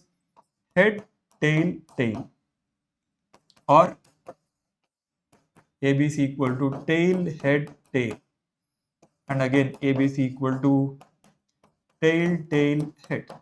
Okay. So in all these cases, the function value becomes equal to 1. Now let's convert them into logic values. In terms of logic values, what do we have? Head means logic 1. So means 1, 0, 0. Tail means 0. So 0, 1, 0. And lastly, we have 0, 0, 1. So in all these 3 cases, the function value becomes equal to 1. Now, the combination of ABCs for which function value is 1 can be called as minterms. And now all you have to do is express the minterms in the form of expression. Okay.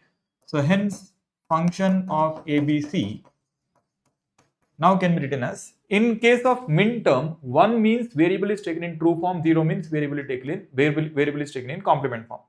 So first we have 1, 0, 0 means A in true form, B, C in complement form. So A, B bar, C bar.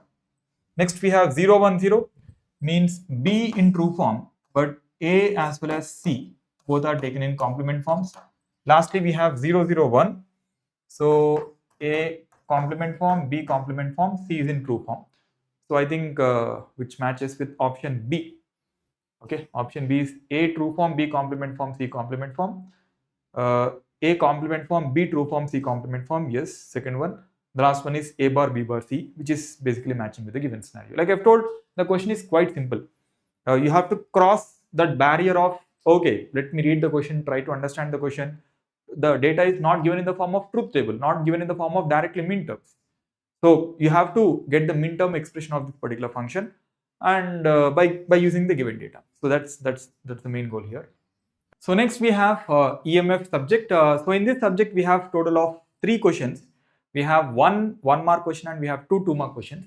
Okay. So let's go for the first question. Here we have a question on boundary conditions. In the recent times we didn't have a question on boundary conditions, so I'm expecting a question on boundary conditions this year for analytical students. Okay, so let's read the question. Consider 2 media, media 1 and media 2, having permittivity of epsilon naught and epsilon 1 to be equal to 2 epsilon naught. So you have to understand in this question that, okay, so the first number given to you is for medium 1 and the second one is for medium number 2. Even though they use this epsilon 1 notation, in your mind you can always change it to your own notation. So if I'm here, I would call this as nothing but epsilon 1 and this is epsilon 2 because it matches with the number 1 and number 2 given here first. Okay. And the interface between the 2 media aligns with xy plane. So xy plane is basically the boundary. Okay. So for xy plane, what is the value of z? Z becomes equal to 0. So means what is the normal direction? Normal direction is z cap. Okay. So z cap is basically the normal direction. So if z cap is a normal direction, I can say that this 4 I cap minus 5 cap is one component and minus k cap is one more component. So I've split my vector into 2 components.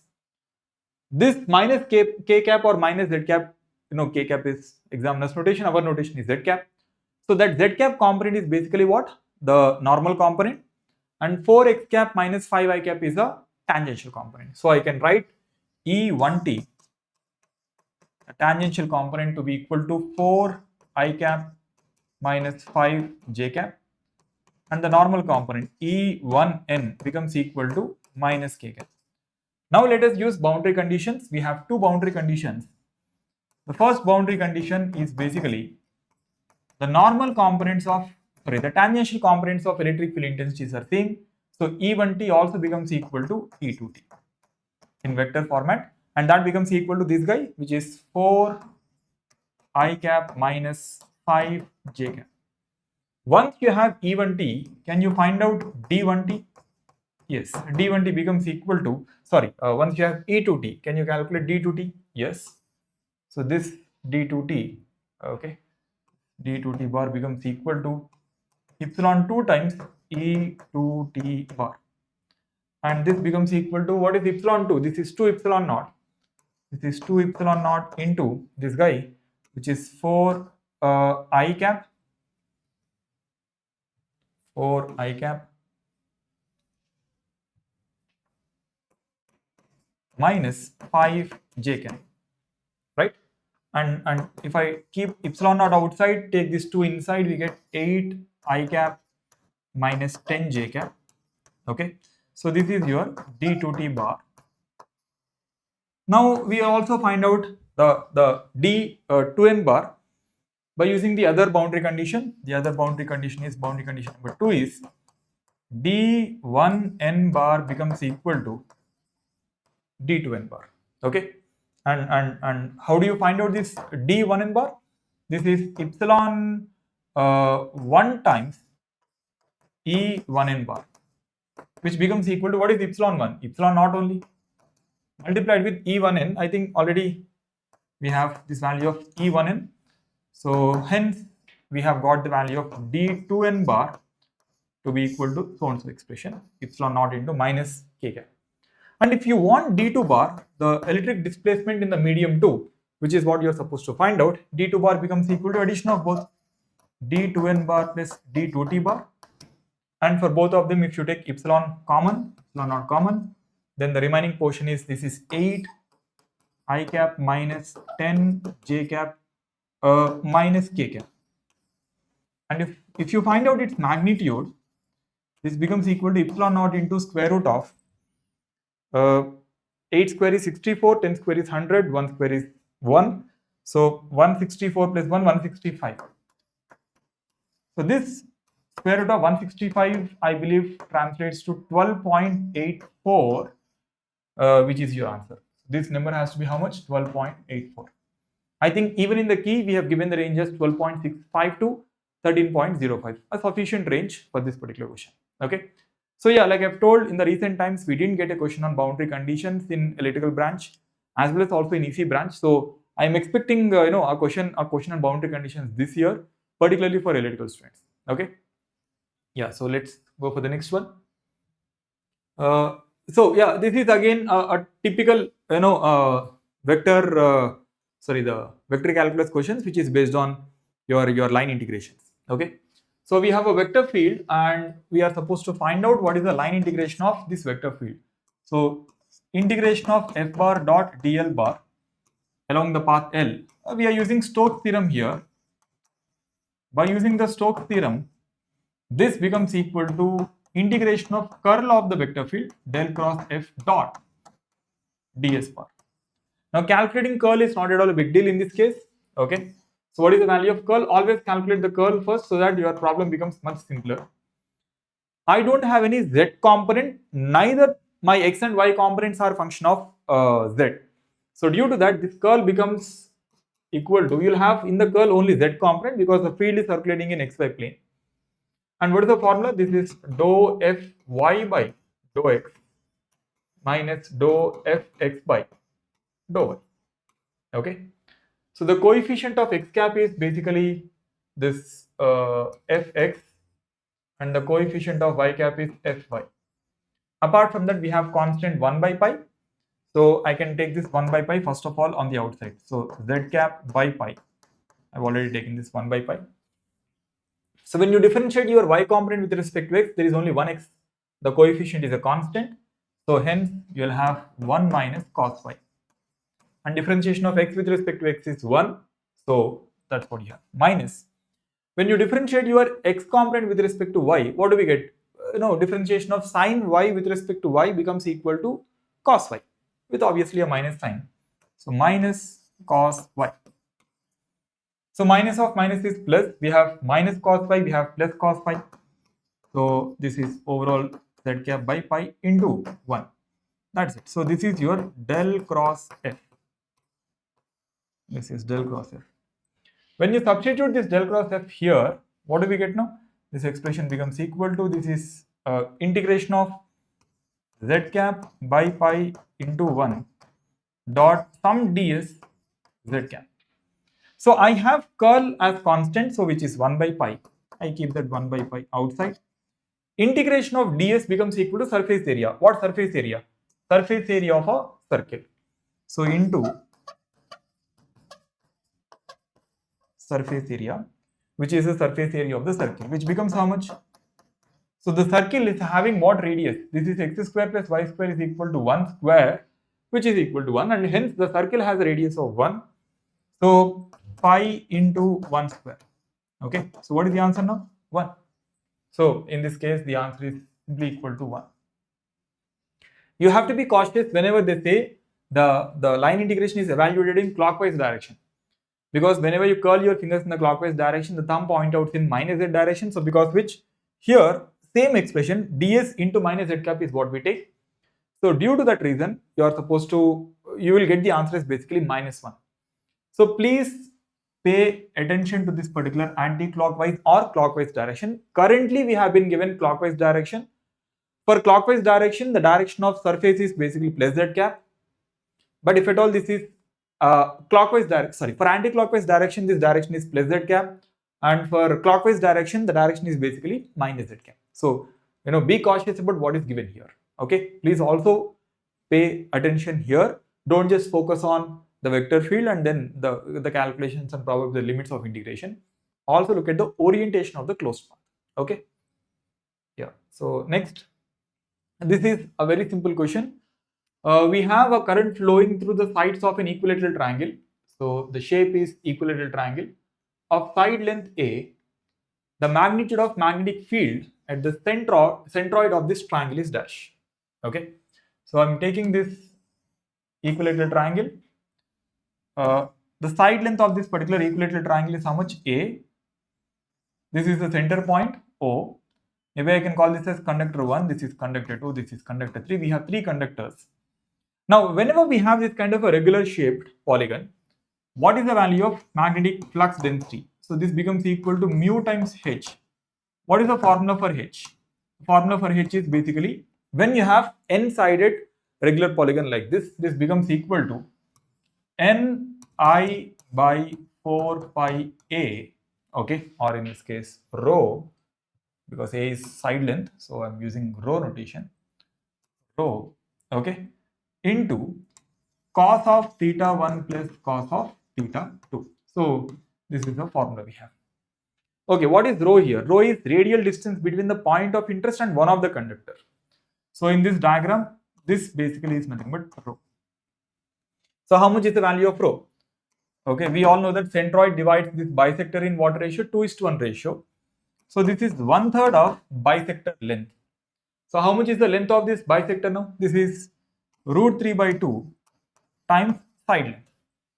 And hence in this context, rho, the radial distance between the point of interest and one of the conductors is given by, I think √3 cancels out √3 times. So we have A by 2 √3. So this is your rho value. And hence this is equal to mu. By default, if nothing is mentioned, we can assume medium as free space, mu naught. N is equal to 3 into current flowing is I, 4 pi A by 2 √3. Apart from that, what is theta 1, theta 2? They are the angles made by the edges of the conductor with respect to point of interest. So let's join the edges of at least one conductor with respect to the point of interest. So if you join, you have a couple of angles. This angle corresponds to one of the angle theta 1 and this is basically theta 2. In this current context, both theta 1 as well as theta 2 will remain same. We all know that in equilateral triangle, total angle is equal to 60 degrees. So this would be bisector. So since it is bisector, what is the value of theta 1 as well as also your theta 2? So both of them becomes equal to half of 60, which is 30 degrees. So when you substitute theta 1 as well as theta 2 to 30 degrees each. So what is cos 30? I think root 3 by 2. And you have two such guys, and hence total value is root 3 here. So this bracket term becomes equal to now this is root 3. Okay.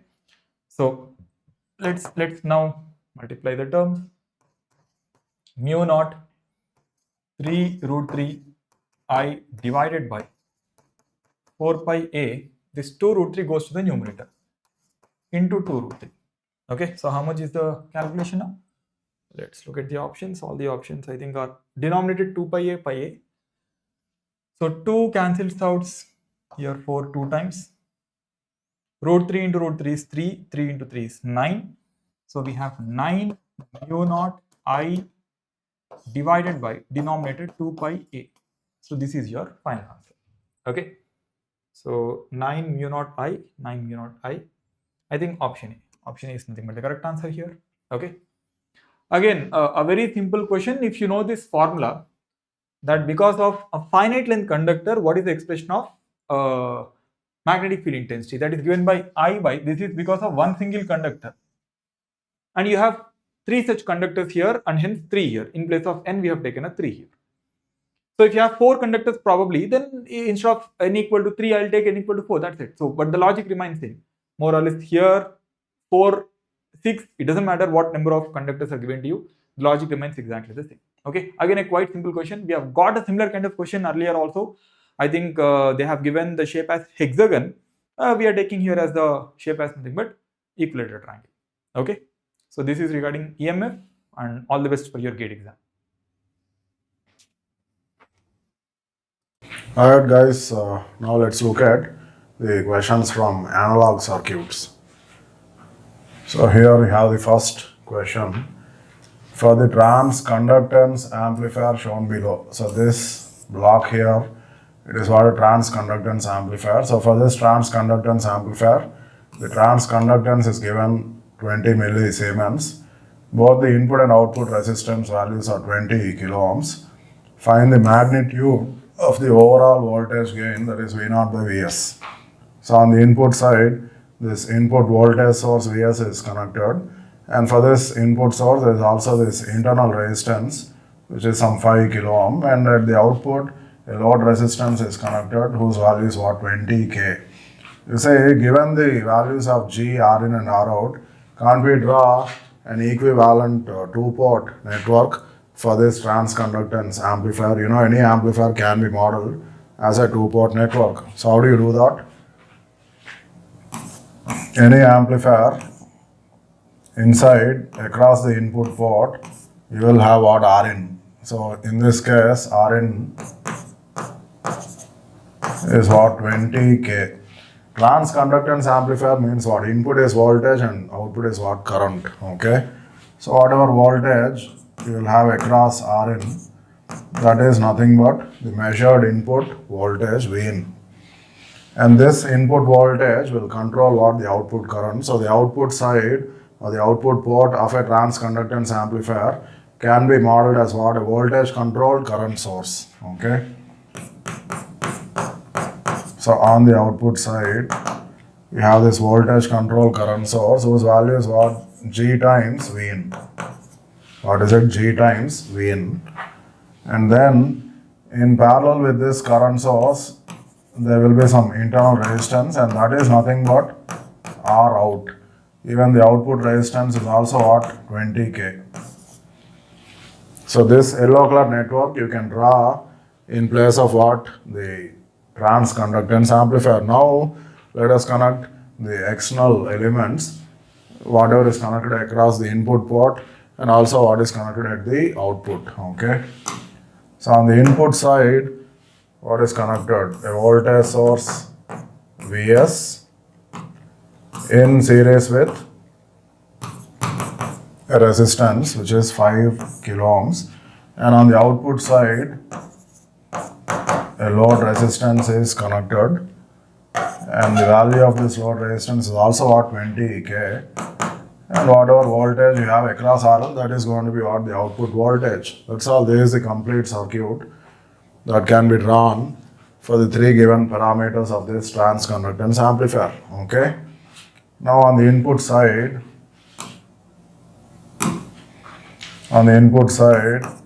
we have a loop in which there are two resistors connected in series across what a voltage source. Voltage division will take place. You can write Vn in terms of Vs, right? Vs times 20k upon 5k plus 20k. 20k by 25k is what? 4 by 5. So Vn is what? 4 by 5 Vs. Okay. Now this GVn current will get divided between what? Rout and RL. Because Rout and RL both are identical and equal to what? 20 kilo ohms each. This current will get equally divided between Rout and RL. So what is the current through RL? It will be GVn by 2. That's all, right? Now your output voltage V0 will be what? The current through RL multiplied with RL. So GVn by 2 into RL. Substitute the values. G is what? 20 milli. 20 into 10 power minus 3 divided by 2, and Vn is what? 4 by 5 Vs. And then RL is what? 20 kilo, that is 20 into 10 power 3. I think this 10 power minus 3 and 10 power 3 will get cancelled. Vs will come to this side. Then you will have V0 by Vs. What is, so 2 into 5 is what? 10. 10 goes into 20 as what? 2. 2 into 4, 8. 8 into 2, 16. 16 into 10, 160. So my answer is what? 160. So the magnitude of the overall voltage gain, it is what? 160. Okay. I mean, it also can be minus 160 because this GV in current source direction, it need not always be in the upward direction. Had it been in the downward direction, then V0 by Vs would have been minus 160. Yes, but whatever be the direction of GV in, whether it is upwards or downwards, magnitude of the overall voltage gain does not change. Yes, it is always going to be what? 160. The actual gain can be what? Plus 160 or minus 160, but the gain magnitude V0 by Vs will. Alright. In the current mirror circuit shown below, this is what the current mirror. Both the transistors are identical. Okay. So if this is Q1, this is Q2, both are identical. Fine. For a VBE, if the base emitter voltage drop is 0.7, the resulting collector current is what? 1 milliamp. So for VBE equal to 0.7, they are saying IC will be what? 1 milliamp. Assuming beta to be large, means what? The base current is 0 for both the transistors. For I0, this collector current to be 10 microamps. The required value of R, this resistance is how many kilo ohms? Take the value of Vt to be what? 26 millivolts. Okay. What is this current? It is 0 because the base current is 0 because it is given that beta is large. Even this base current is what? 0. If these two base currents are 0, then this current will be what? 0. Now Q1 and Q2, yes, they are identical. Not only they are identical, they are also connected in parallel. Identical transistors connected in parallel operating in active will have what? Same collector current. So if this current is I0, then this current is also what? I0. Now because this current is 0, even this current is also what? I0. And the value of I0 is how much? 10 microamps. Let us call this voltage drop as what? Some VBE. In fact, that VBE is also what? VBE of Q2. You should not write VBE equal to what? 0.7. No. VBE equal to 0.7 only when the collector current is what? 1 milliamp. But here the collector current is not 1 milliamp, it is 10 microamps, which is 100 times less than 1 milliamp. Correct or not? So if the collector current is less than 1 milliamp, even this VBE will be what, some value less than 0.7. So if you find that value of VBE such that the collector current is what, 10 microamps, then you can easily find the value of R, because this base is shorted to what, this collector. Okay. So what is that equation for the collector current? IC is equal to what? IS times e power VBE by VT. Okay. Now in the equation it is given that when the collector current is what, 1 milliamp, IS times e power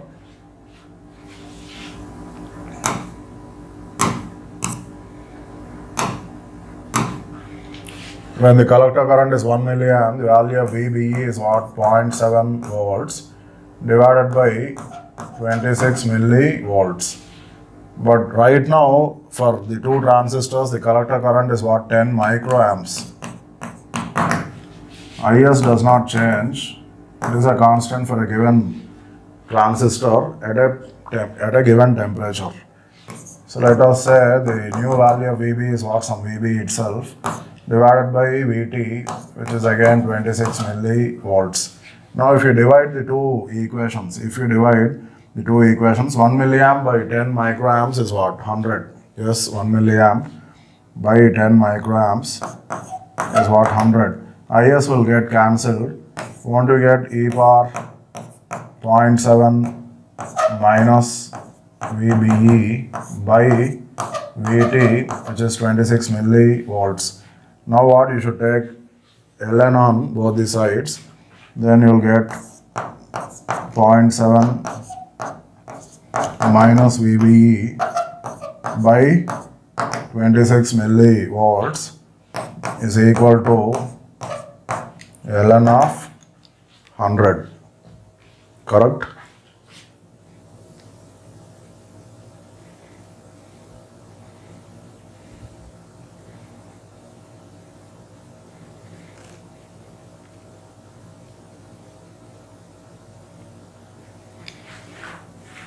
Alright, ln of 100 is 4.605. Okay, and that should be multiplied with 26 millivolts is what, 0.026. Correct? And that should be subtracted from 0.7, minus 0.7.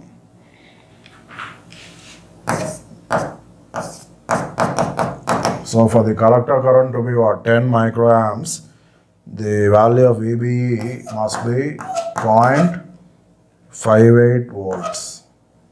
So what is the value of VBE? 0.58 volts. Okay, that's all. If this drop is what, 0.58, start from this point. What is the voltage here? 0.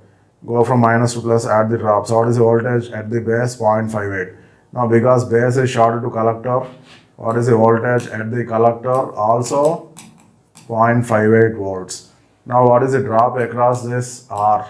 10 minus 0.58, which is 9.42. Okay. So R resistance is what? Voltage drop divided by current. What is the drop across R? 9.42 volts divided by the current through R, which is I0, which is 10 microamps. 10 microamps. 10 micro is what? 10 power minus 5. 9.42 by 10 power minus 5 is what? 942 kilo ohms. So what is the answer?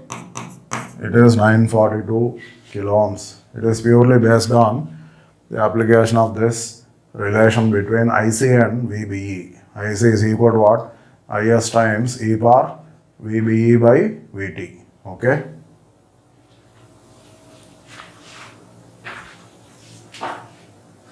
Fine. I guess there is the last question. Let's just solve it. In the circuit shown above, in this diode circuit, initial value of Vi, the input voltage is what? 0. So initially Vi is what? 0. Fine. and then it is gradually increased. So starting from 0, Vi is gradually being increased. Okay, 0.1, 0.2, 0.3, 0.4 like that. The value of Vi at which diode D2 turns on is dash volts. The value of Vi at which diode D2 turns on is dash volts. V on of the diode is what? 1 volt. V on of the diode is what? 1 volt. Okay. You see, V on 1 volt, it means what? For the diode to be on, the voltage across the diode should be greater than 1. Okay. What is the requirement at this point for D1 to be on? It should be greater than 10 volts for D1 to be on. What is the requirement at the same point for D2 to be on? Again, D2 N side is connected to what? 25. So P side must be what? Greater than 26. Greater than 26 volts for D2 to be on. So initially when Vi is 0, in fact, when Vi is 0, it is not more than 10, it is also not more than 26. So initially, when Vi starts at 0, both are off. Both are off. And then when both are off, no current flows in the circuit, then the drop across R would be 0, then this Vi will directly appear at this point. And as Vi keeps on increasing, at some point Vi becomes greater than 10. In fact, when Vi exceeds 10 volts, D1 turns on, but D2 will continue to be off. Okay. So when Vi exceeds 10 volts, D1 it turns on, but D2 it is going to remain off. Okay. When D1 turns on, D1 will start behaving like a voltage source of value V on. So across D1 we'll have a drop of V on, that is 1 volt. Start from ground. This is ground, go from minus to plus, again you go. So what is the voltage at this point? It is 10 volts. So right now no current will flow in this branch because only D1 is on. So how will current flow right now? Like this and also like this. So can't you tell or can't you write what is the voltage at this point in terms of Vi and 10? Vi into R plus 10 into R upon R plus R. Correct, right? Which will be Vi plus 10 divided by 2. Okay, Vi plus 10 divided by 2. Now we want D2 to turn on. For D2 to turn on, already you know the voltage at this point must exceed 26. So just make the voltage at this point greater than 26. So what is 26 times 2? 52. 52 minus 10 is what? 42. So when Vi exceeds 42 volts, when Vi exceeds 42 volts, the voltage at this point will exceed 26 volts, and that is when D2 turns on.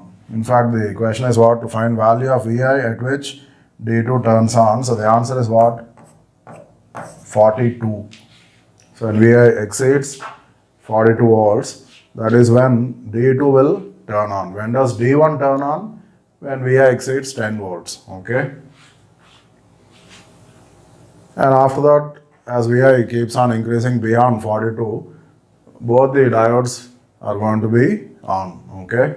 So some current will flow through D1, some current will also flow through D2, and those two currents will come from this direction. Okay. So anyway, the answer is what? 42. So these are the questions from analog circuits. Let me take this opportunity to take you through the various courses that we offer. This is our flagship course, which is the GATE offline course, and for GATE 2027, okay, the next year's GATE exam. The first batch starts on 26th Feb, that is after the GATE exam, okay. So if you really want to learn the subject as well as get a good rank and also become confident in the subject and develop a thinking ability, then this is the best option that is out there. Okay, nothing comes close to this. Anyway, you have to inquire and find out how special ohm is. Okay. Also, we have courses for Genco, Transco, and Discoms. So I think in 2026 there are going to be a good number of notifications. Even next year there might be some notifications. So for those aspirants targeting these state level PSUs, we have offline batches, and our next offline batch will be from 21st January, which is after this Pongal break. Okay. We also have a live course that is running for Genco, Transco, Discoms. Almost 75-80% syllabus is covered. Okay, has been completed so far. We do have a record course for GTD as well. Okay, and this is our live course for GATE, again 27-28. This is mainly targeted for the college going students, especially students who are in second and third year, even in fourth year. So if you want to learn subjects in a more conceptual manner, okay, and also get a flavor of problem solving that is essential for GATE, a good entry point would be this online live course. And this year's first batch is starting from 2nd February. Okay, so live classes will be conducted throughout the year, and also you'll have access to the last year's recordings. Okay, every live session by default will be recorded, so even if you miss a live session, you can always go back and watch that session. Okay, so that's the live course for GATE. So we have both 1 year as well as 2 year programs. Okay. Good morning, everyone. So let me discuss the questions I have given in the mock test network analysis. So total we have 7 questions, all the questions from different topics. I'll be dealing with all the questions and the suitable answers, and if there is any concept in that also we'll be discussing. So let's start. So the questions were made relatively, I made it easy or medium level, such that I don't want to make unnecessary toughness. I just want to make it in the level of GATE exam. So let's move. So this is the first question from two port networks. So the question here is, what is the value of Z11 and Z12? So what is Z11? We know that Z11 is nothing but V1 upon I1 at I2 equal to 0. So if you take I2, right, this is a 1 mark question. This is my V2, this is V1 and my I1. So what is V1 by I1? If you measure from this side, Z11 will be, all of them are in series because this current is 0 and parallel with 1. So 1 parallel with 5, 5 by 6. This is equal to Z22. Why, sir? Because it is symmetrical. Otherwise, you can make I1 0 and find V2 by I2. So both are 5 by 6 and 5 by 6. So it's a simple question from two port networks. Next question. So this is a question from basics. So I have a non-linear resistance RNL. So generally the resistor is linear, but here it is non-linear. And the voltage current relationship is given by VNL equal to, just a moment. So the voltage relation is given by VNL is equal to INL square. So normally V equal to IR. Here Ohm's law is not applicable. R is not constant. Don't take the linear rules, but you can apply any KCL, KVL to any network, whether it is linear or non-linear. So we can solve the question by KCL for sure. So I have a 3-volt source and and 2 ohms resistance. The power consumed by the RNL. So let me connect this RNL.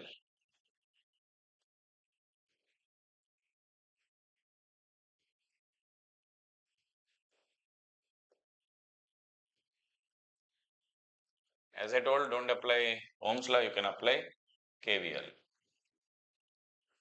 R is always V by I, but that R is not constant if it is not satisfying Ohm's law.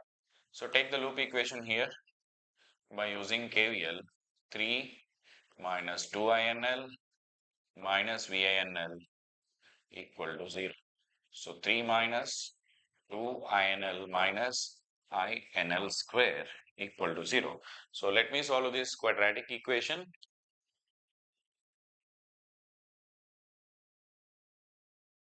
Just a moment.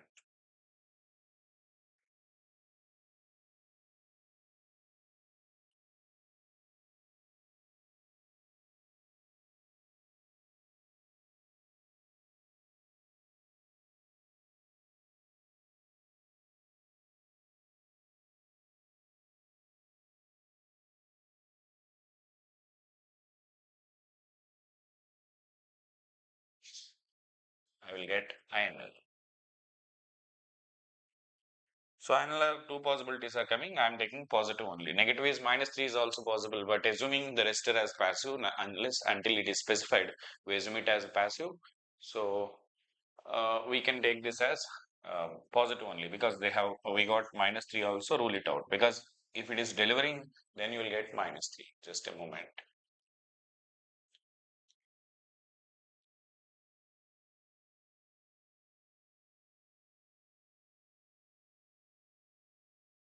Okay, sorry, something wrong with my system. Okay, so your power PNL equal to VNL into INL. So INL square into INL. That is INL into INL cube. That will give you 1. So that is about your basic question from network analysis. One more question. So when the current source of 1 ampere, suddenly connected, means it is connected at time t equal to 0 across a two terminal initially relaxed RC network. This is R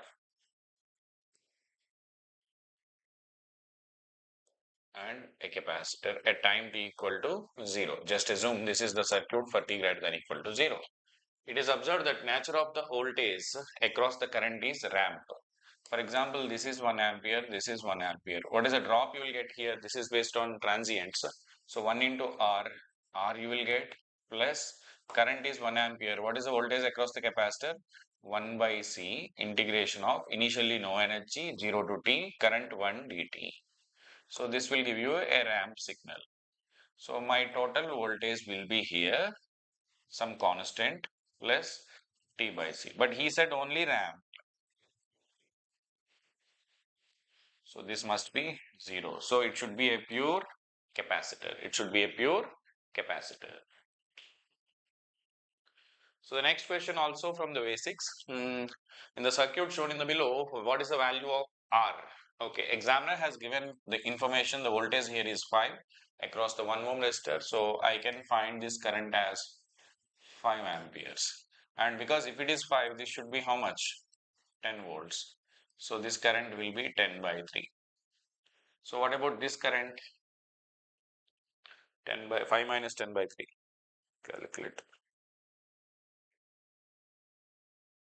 5 minus 10 by 3.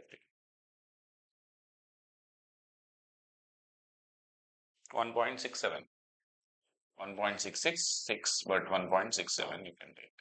So this will be 1.67 R and this will be 1.67. Okay.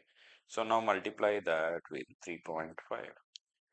So here what is the drop you will get? 5.83. So by the loop equation, I'm not writing the loop equation. I hope you know the KVL. 1.67 R equal to 10 minus 5.83.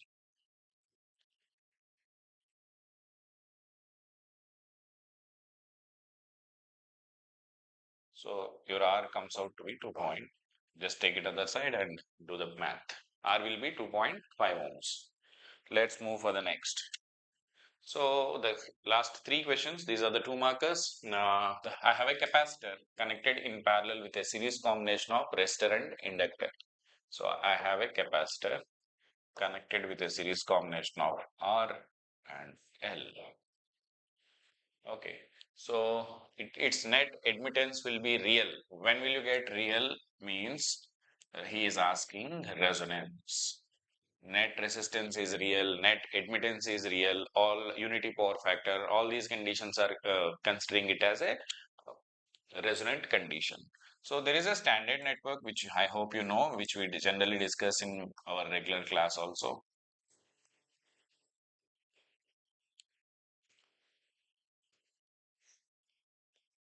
Right.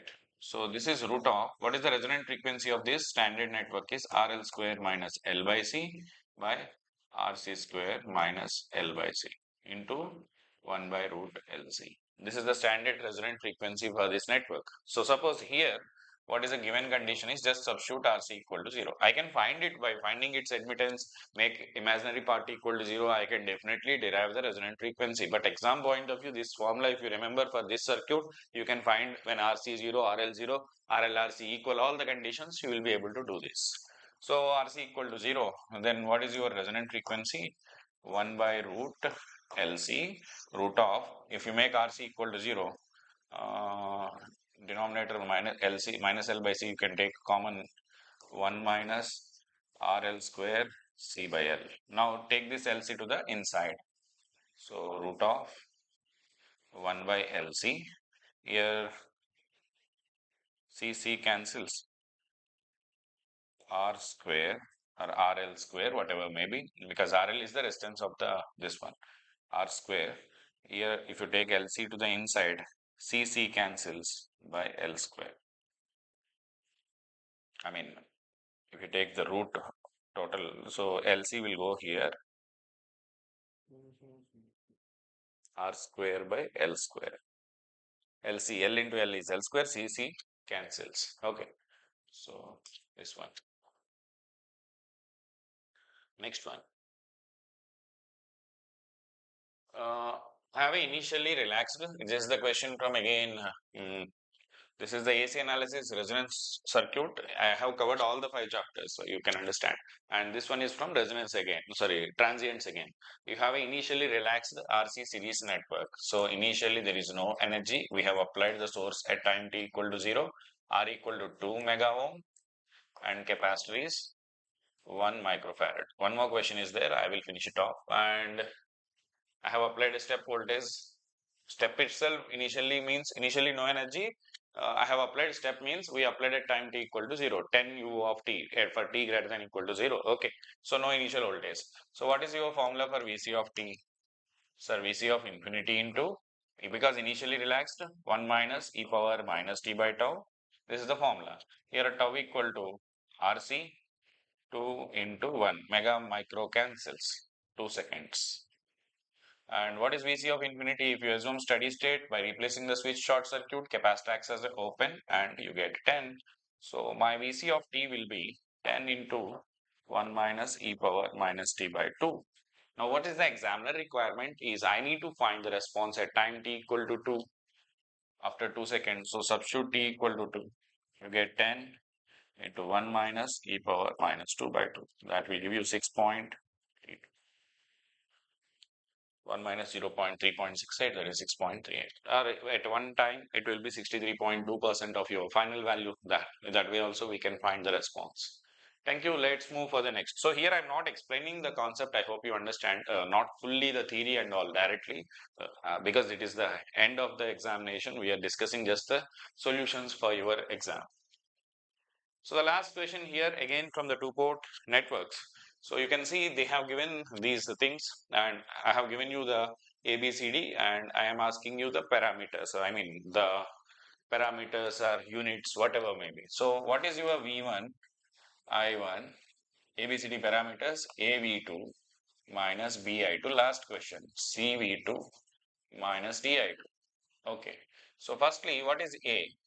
When I2 equal to 0, I2 0 means output open circuit. Then what is your A? V1 by V2. Reverse voltage gain.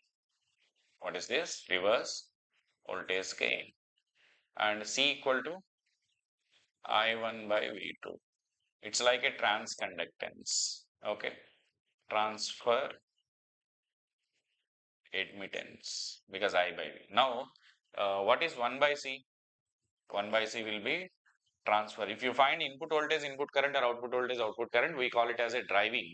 Input voltage, input current ratio is a driving impedance, or voltage by current is impedance, current by voltage is admittance. But if you are finding the ratio between output and input, or input and output, they are called transfer impedances or transfer admittances. So 1 by C will give you transfer impedance. So 1 by C is a transfer open circuit transfer impedance, right? 1 by A is a open circuit voltage gain, because this is V1, A is reverse voltage gain. So from this itself, maybe I am able to answer it. A must be 3 and C must be 2. A must be 3, C must be 2. A 3, C is not 2 here. So I can directly say A is the answer to save the time in your exam. But if you want, I can give you the concept. Make V2 0, short circuit, then what is minus B is V1 by I2. This is again short circuit is common, and transfer impedance, because voltage is at input, current is at output. Transfer impedance. So 1 by minus B will give you, sorry, transfer admittance. 1 by minus B, transfer admittance, short circuit. Lastly, what is your minus D from the equation? Minus D is I1 by I2. It will be reverse current gain, but 1 by minus D will give you the short circuit current gain. So short circuit current gain. All of them are satisfied. 1 is 3, 2 is 4, 3 is 2, and fourth one is 1. That's it. Option A. So those are the questions from my side for network analysis. So I hope you will be able to answer all the questions. These are just based on previous year gate, that particular level I made the questions, so that you will not be getting troubled, and it will also boost your confidence.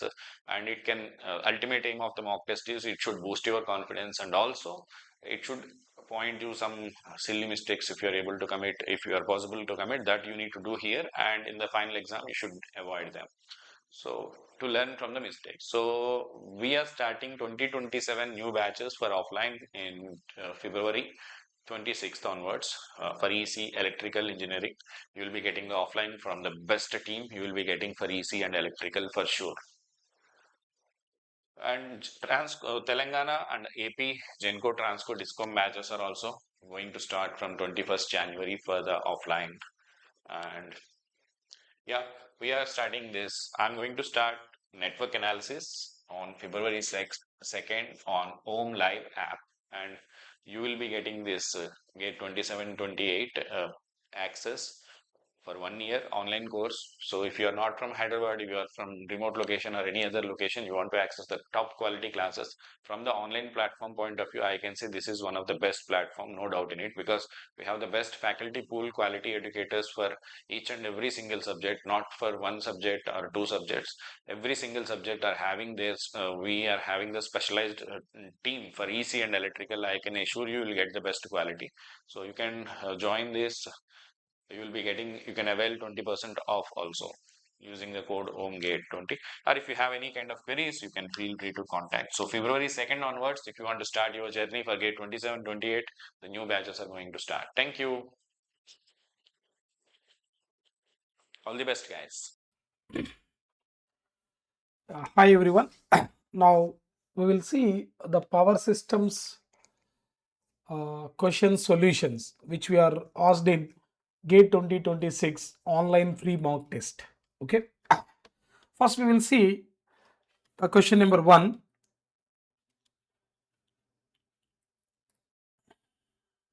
All right. Now if you see in this question,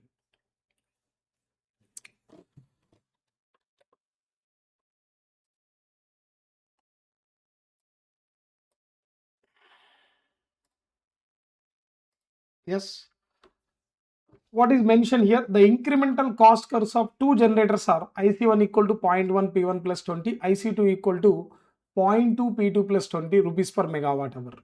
The demand on the system for a lambda of 30 rupees per megawatt hour is, lambda means what? It is a Lagrangian coefficient. It is a numerical answer type question. So how to answer this question? Let's see. It's a very simple question. Now, what is demand? Demand is nothing but what? P1 plus what? P2. We need to calculate what? P1 separately and P2 separately. Then only we get the answer for this question. But we know that lambda equal to what? IC1, that is also equal to what? IC2. Yes or not? Lambda equal to IC1 equal to what? IC2. Just hold on. Yeah. Lambda equal to IC1 equal to what? IC2. So using that formula, what I get here?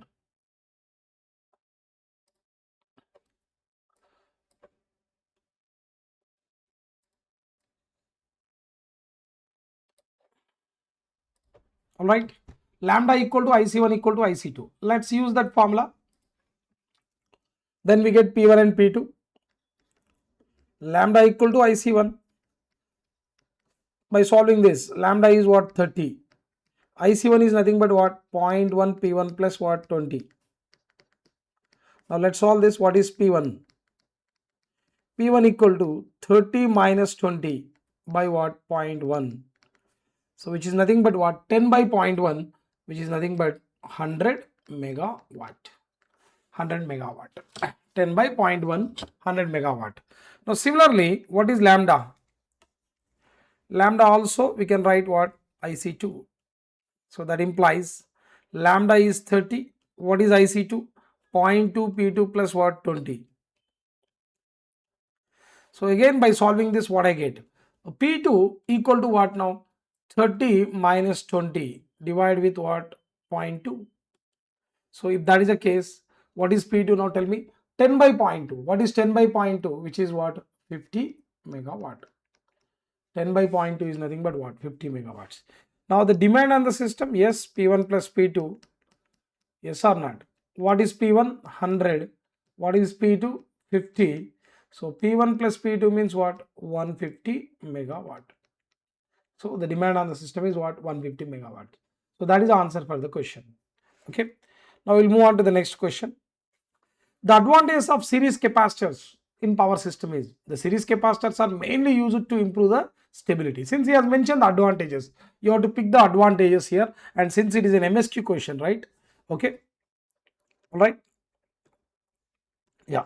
Since it is an MSQ question, more than one option might be correct. Decrease the surge impedance loading? No. Actually, series capacitor means what? It decreases the surge impedance. Why?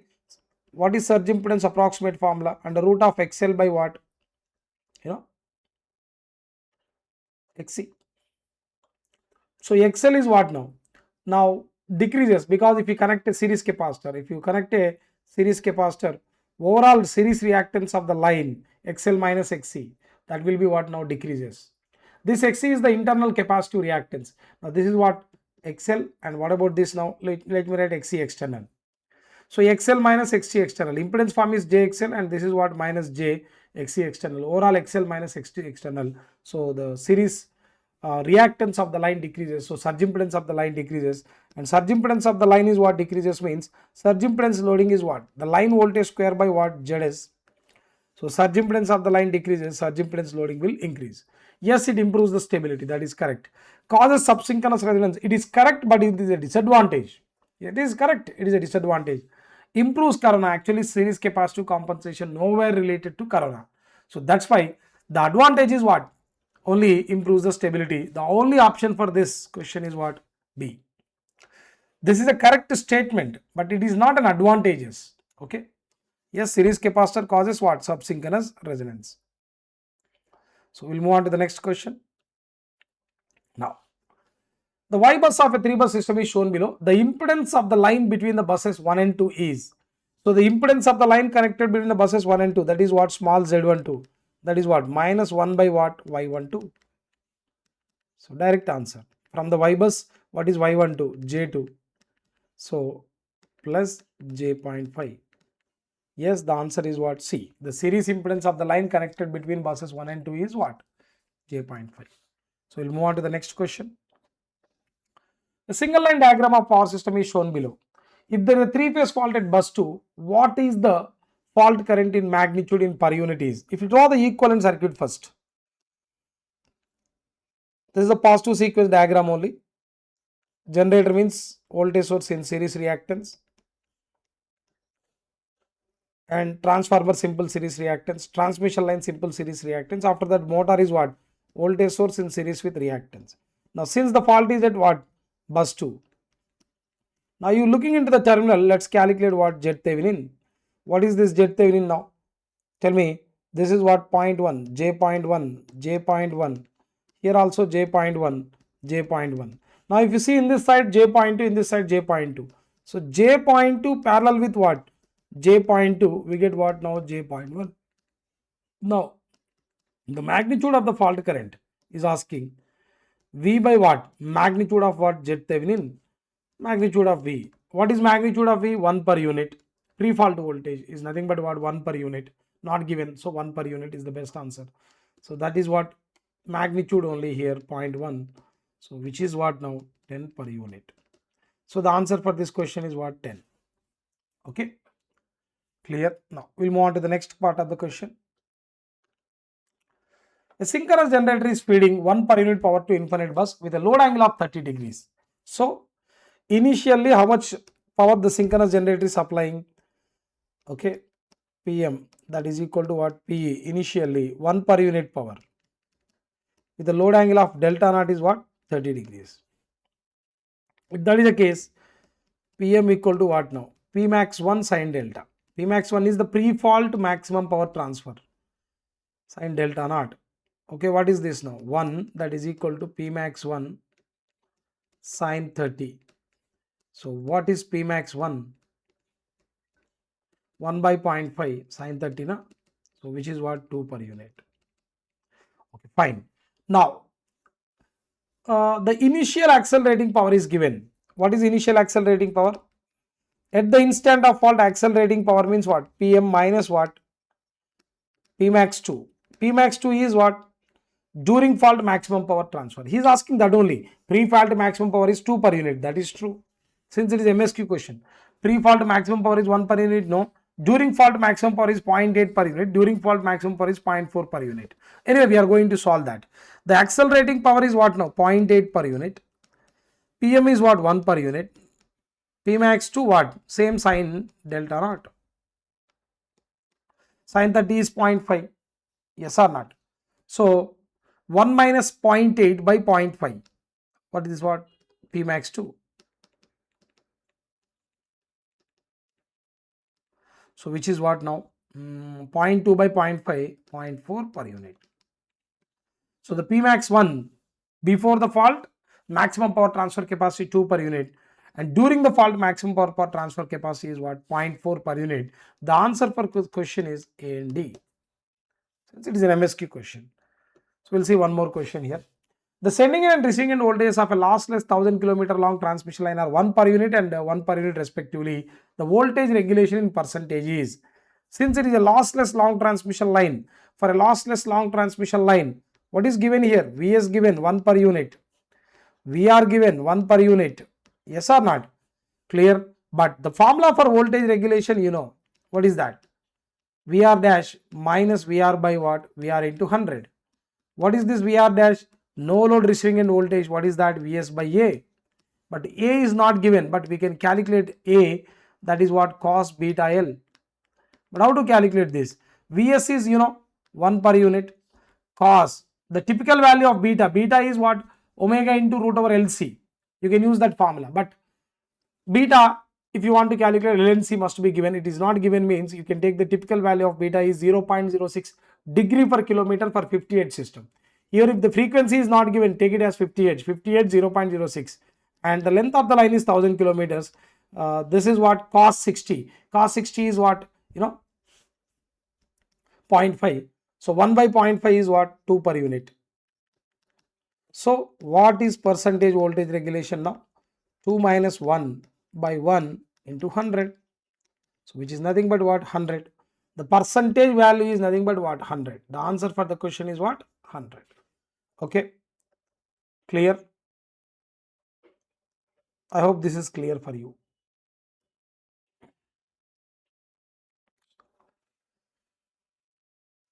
Okay. So now next we are going to see some measurements questions here. Okay. So these are the information about the upcoming batches that is going to happen in our home institute. So GATE 2027, you know. So the first batch will start from 26th February, okay, 2026. That is the first long-term batch. It is an offline batch. And again, one more information, that is for offline batch of Telangana Genco Transco Discoms. It's a new offline batch. It's going to start from 21st January 2022. Okay. This is about online live course for GATE students. Okay. So that's it. So we are going to discuss now the measurements questions. Just hold on.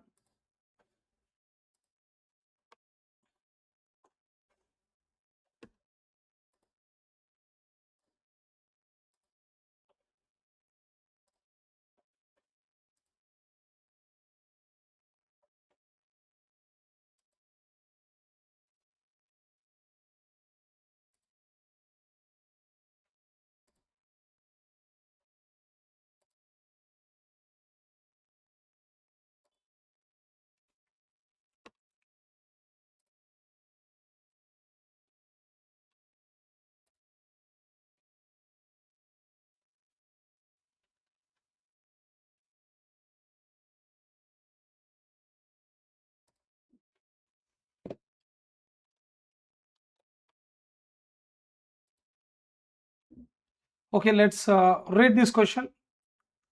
This is a question given for 1 mark. This is a MCQ type question.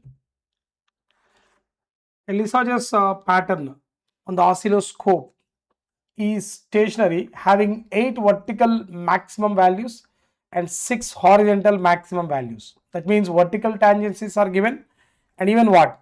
Horizontal tangencies also given. If you notice that, yes or not? Just have a look. What is vertical tangencies? Yeah, vertical tangencies are what? 8, and horizontal tangencies are what? 6 given. Then the frequency of vertical input, if the frequency of horizontal input is 8 kilohertz. So we know the formula, right? Yeah. What is the formula here? Okay. The vertical tangencies by horizontal tangencies. Okay. The vertical tangencies. F. So otherwise, vertical frequency by what? Horizontal frequencies. That is equal to, it's inversely proportional. Number of horizontal tangencies, number of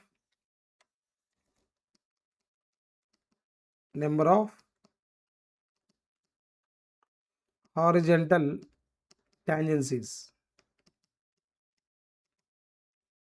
divided with number of vertical tangencies.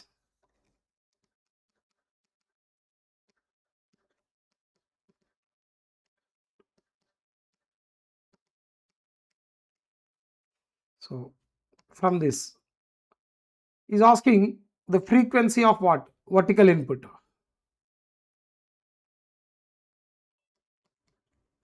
Frequency of horizontal input is given what? 1.8.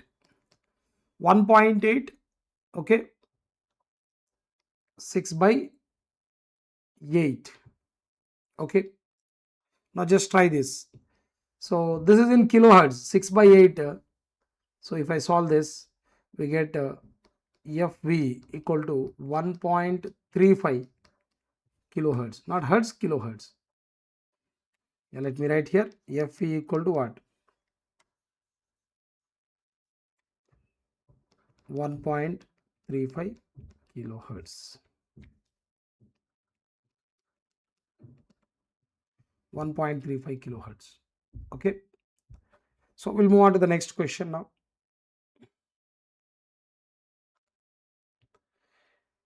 So let's see, a wattmeter reads 5.54 kilowatts when its current coil is connected to the OR phase and its voltage coil is connected between OR phase of a symmetrical three-phase system supplying a balanced load of 30 ampere at 400 volts.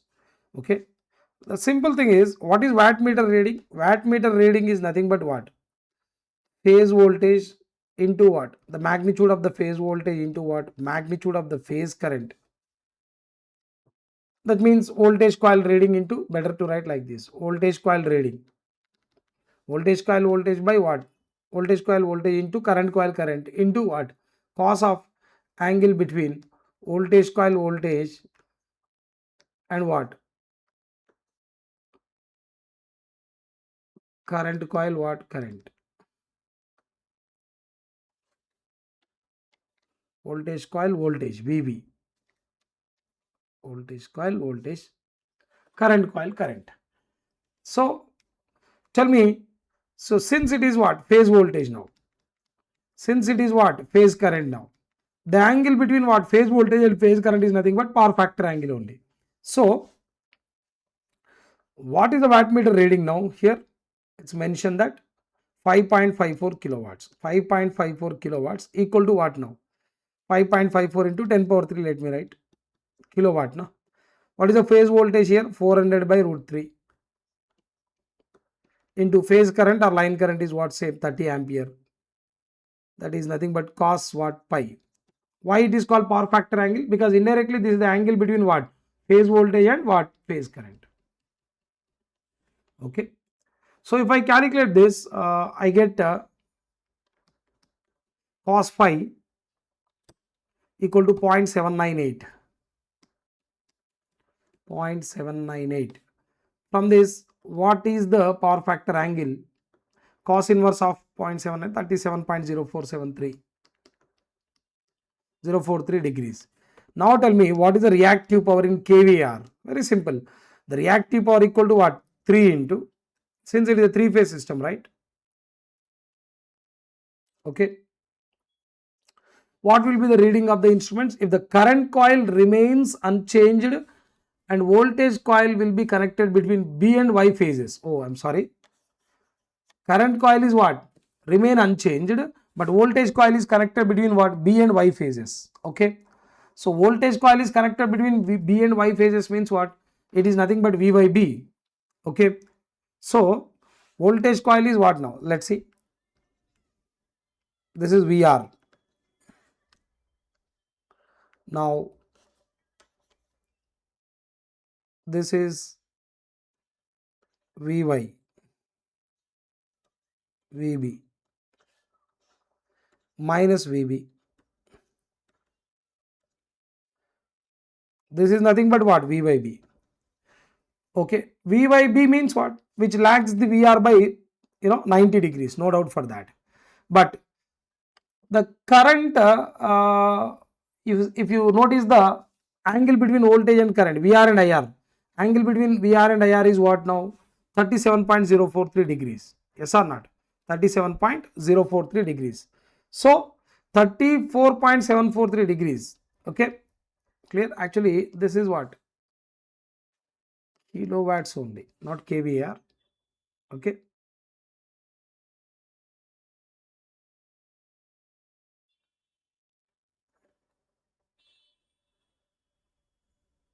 Right. Yeah. So the angle between VR and IR is what? 37.043.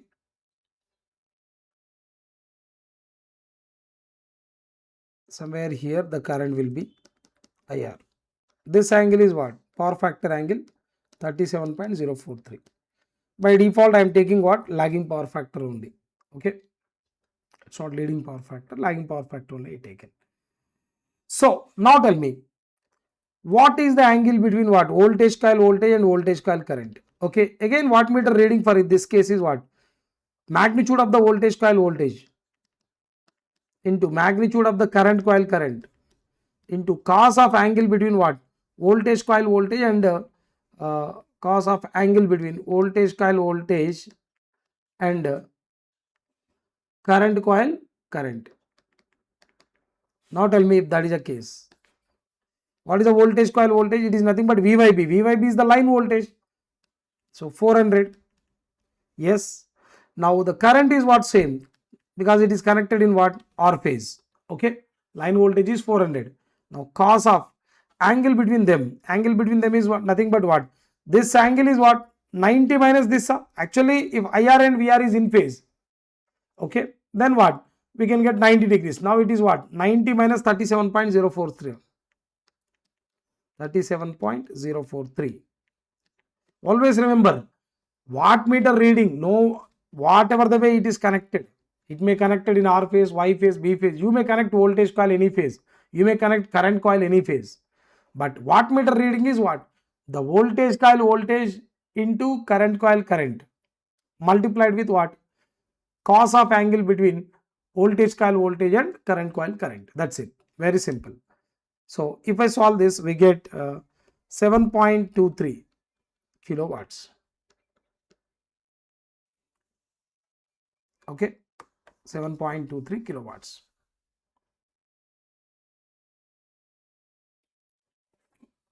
All right, so the answer is what? 7.23.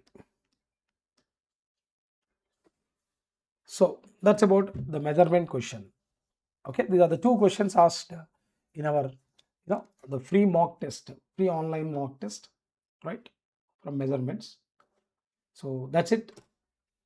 All the best. Hello students, now we will discuss the solutions for power electronics questions in this All India mock gate paper. Now the first question is, it is NAT type, numerical answer type model, and a 1 mark category.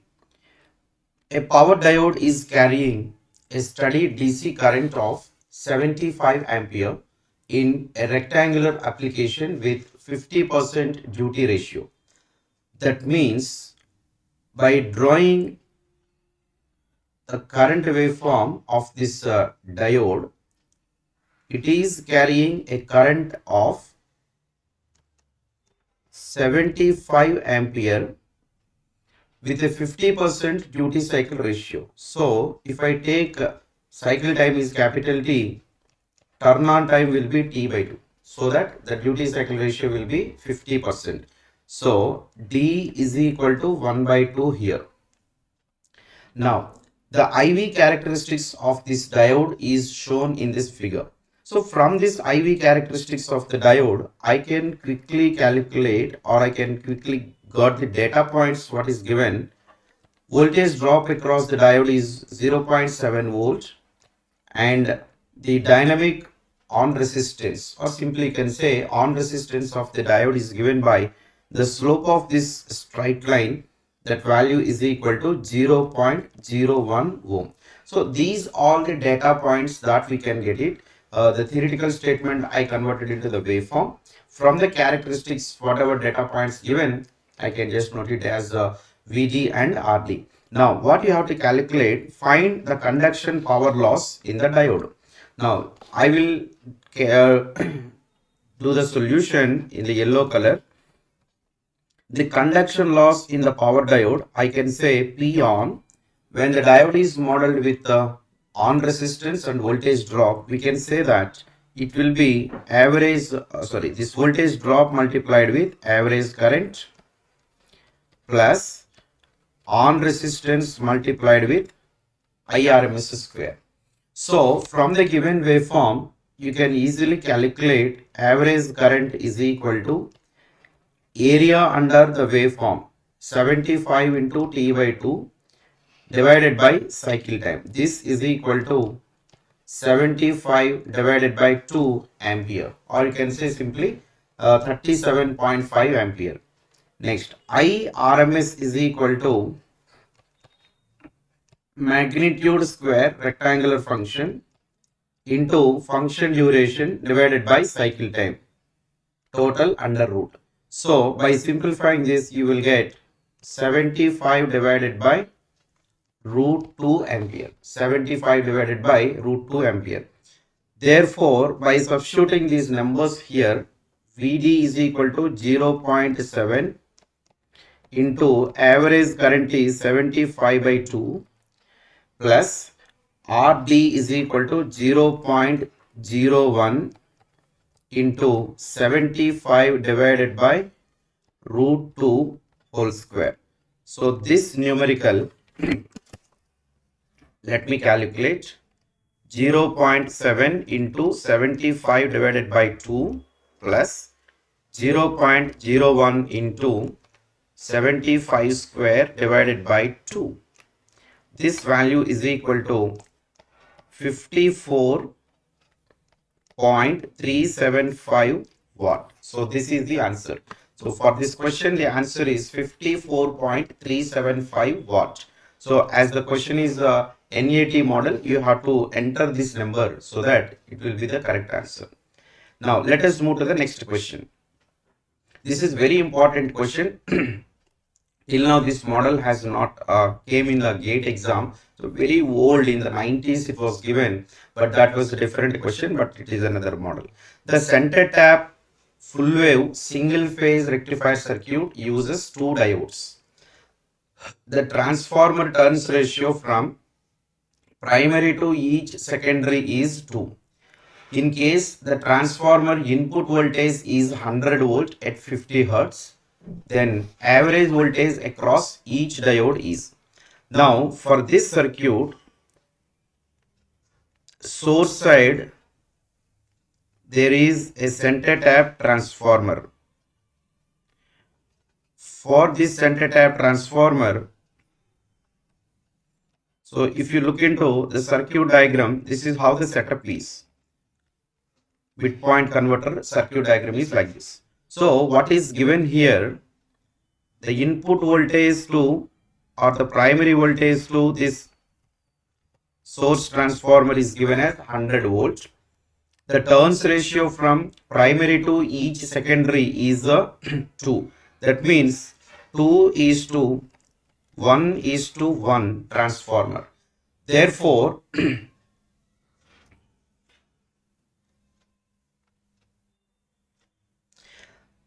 what we can say here, the secondary voltage, this will be 50 volt, right? The secondary voltage will be 50 volt.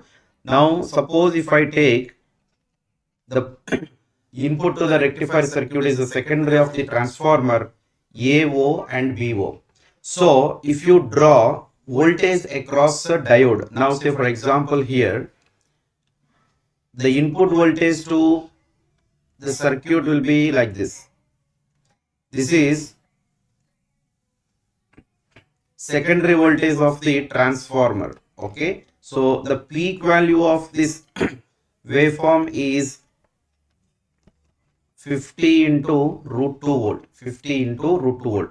Now, if you look into voltage across the diode, now suppose if I draw voltage across D1, let me say this is a D1. So D1 will conduct from 0 to pi. So voltage across D1 will be 0 in that period. And pi to 2 pi D1 will turn off. And in that case, voltage across D1 will be, this voltage is twice the source voltage peak value. So this will be 100 into root 2 volt. Now what is the question? Find what is the average voltage across this diode waveform. So this is a half sinusoidal.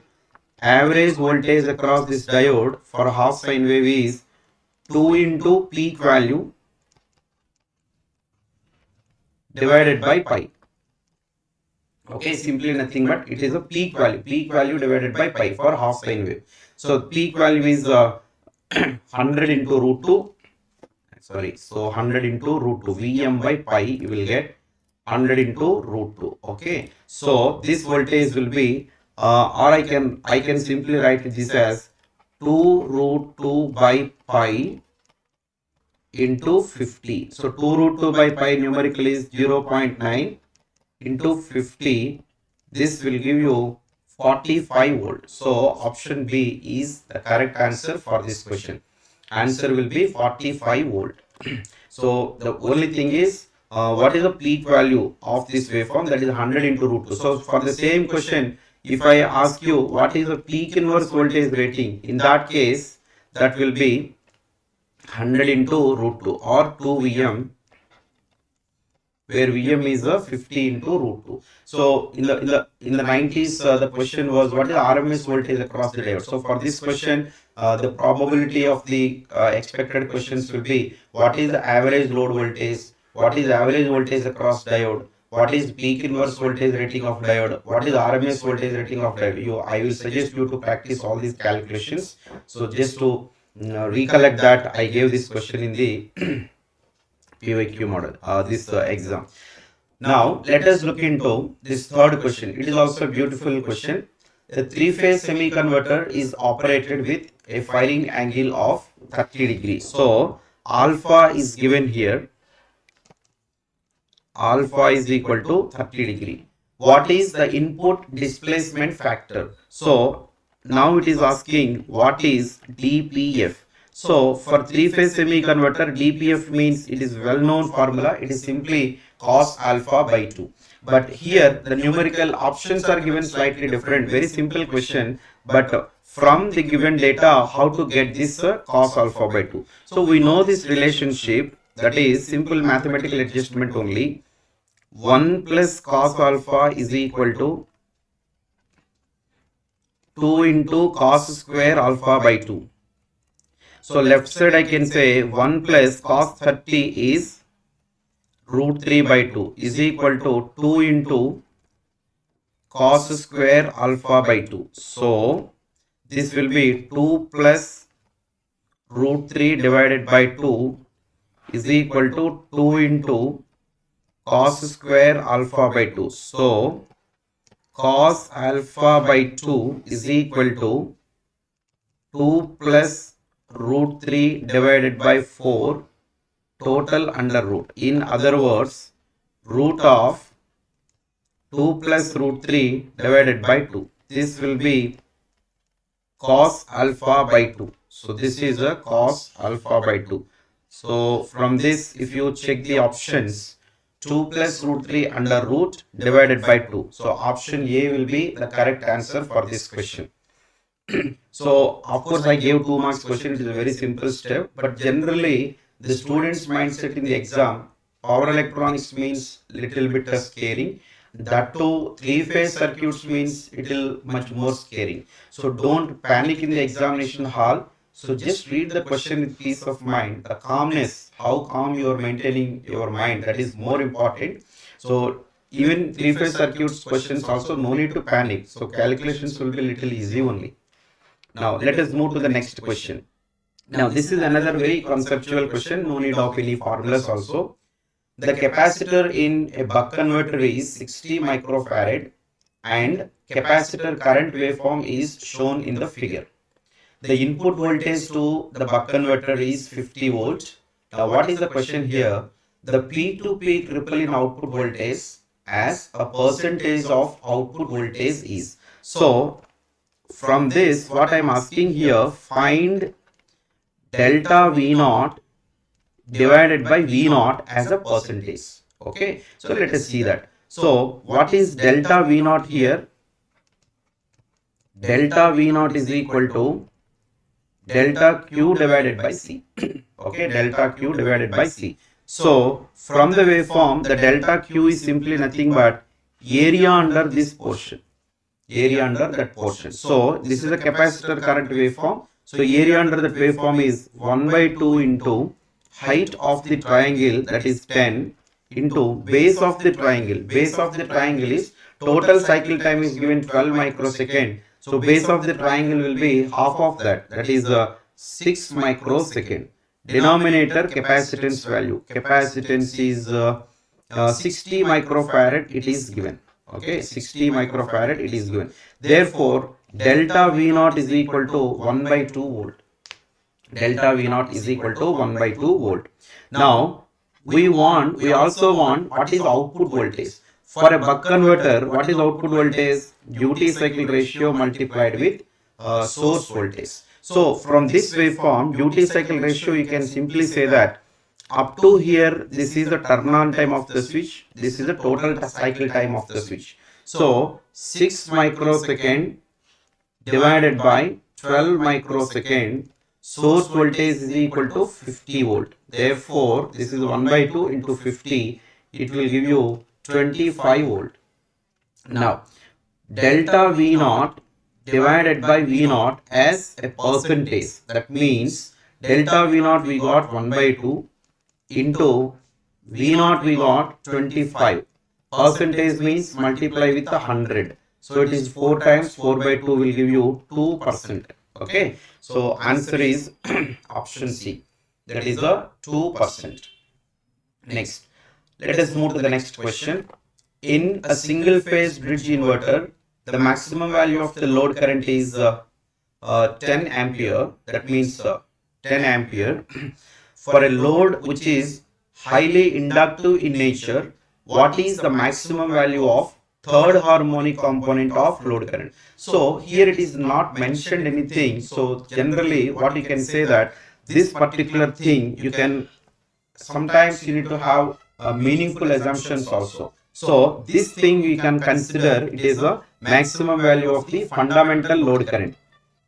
Maximum value of fundamental load current IO1 M is equal to, I can write VO1 maximum divided by Z1. Okay. So here peak value of the fundamental output voltage for this inverter will be 4 VDC by pi, okay, multiplied with, here it is given as a highly capacitive but not a pure capacitive. Therefore this value you can write it as 1 by omega c. This total expression is given as I. Okay, this I is equal to 10 ampere. We will use it at the end. Now we need to find what is the maximum value of third harmonic current. Third harmonic current. So this 2 marks, one mark you can say that what is the maximum value of this load current, because and one more thing, if nothing about the circuit is mentioned, you can assume that is a voltage source inverter. There are some gate questions like that, but nowadays for gate exam so much of information also giving. Now third harmonic current, that is VO3M divided by Z3, that will be 4 VDC divided by 3 pi divided by 1 by 3 omega c. So what happened? 3 and 3 will get cancelled out. So finally you will be remaining with 4 VDC by pi, denominator 1 by omega c. It is just the same as earlier, that is I only, where I is equal to 10 ampere. Okay. So for this question the answer is the 10 ampere. Now after this question, in an extension to this, you just try this one. If the load is highly resistive nature, what is such ratio? If load is highly inductive nature, what is such ratio? Okay, just to explain that concept, I gave this question. Now let us move to the next question. The output voltage of single phase full bridge voltage source inverter is controlled by unipolar PWM with 1 pulse per half cycle. 1 pulse per half cycle. For RMS value of output voltage to be 75% of DC voltage, what is the required pulse width in degree is? Now in 1 pulse per half cycle model, RMS voltage expression is VDC multiplied with under root 2D divided by pi. Now what is giving here? RMS value of the output voltage is 75% of DC voltage. That means left side I can equate it with 3 by 4 times VDC is equal to right side will be VDC into root of 2D by pi.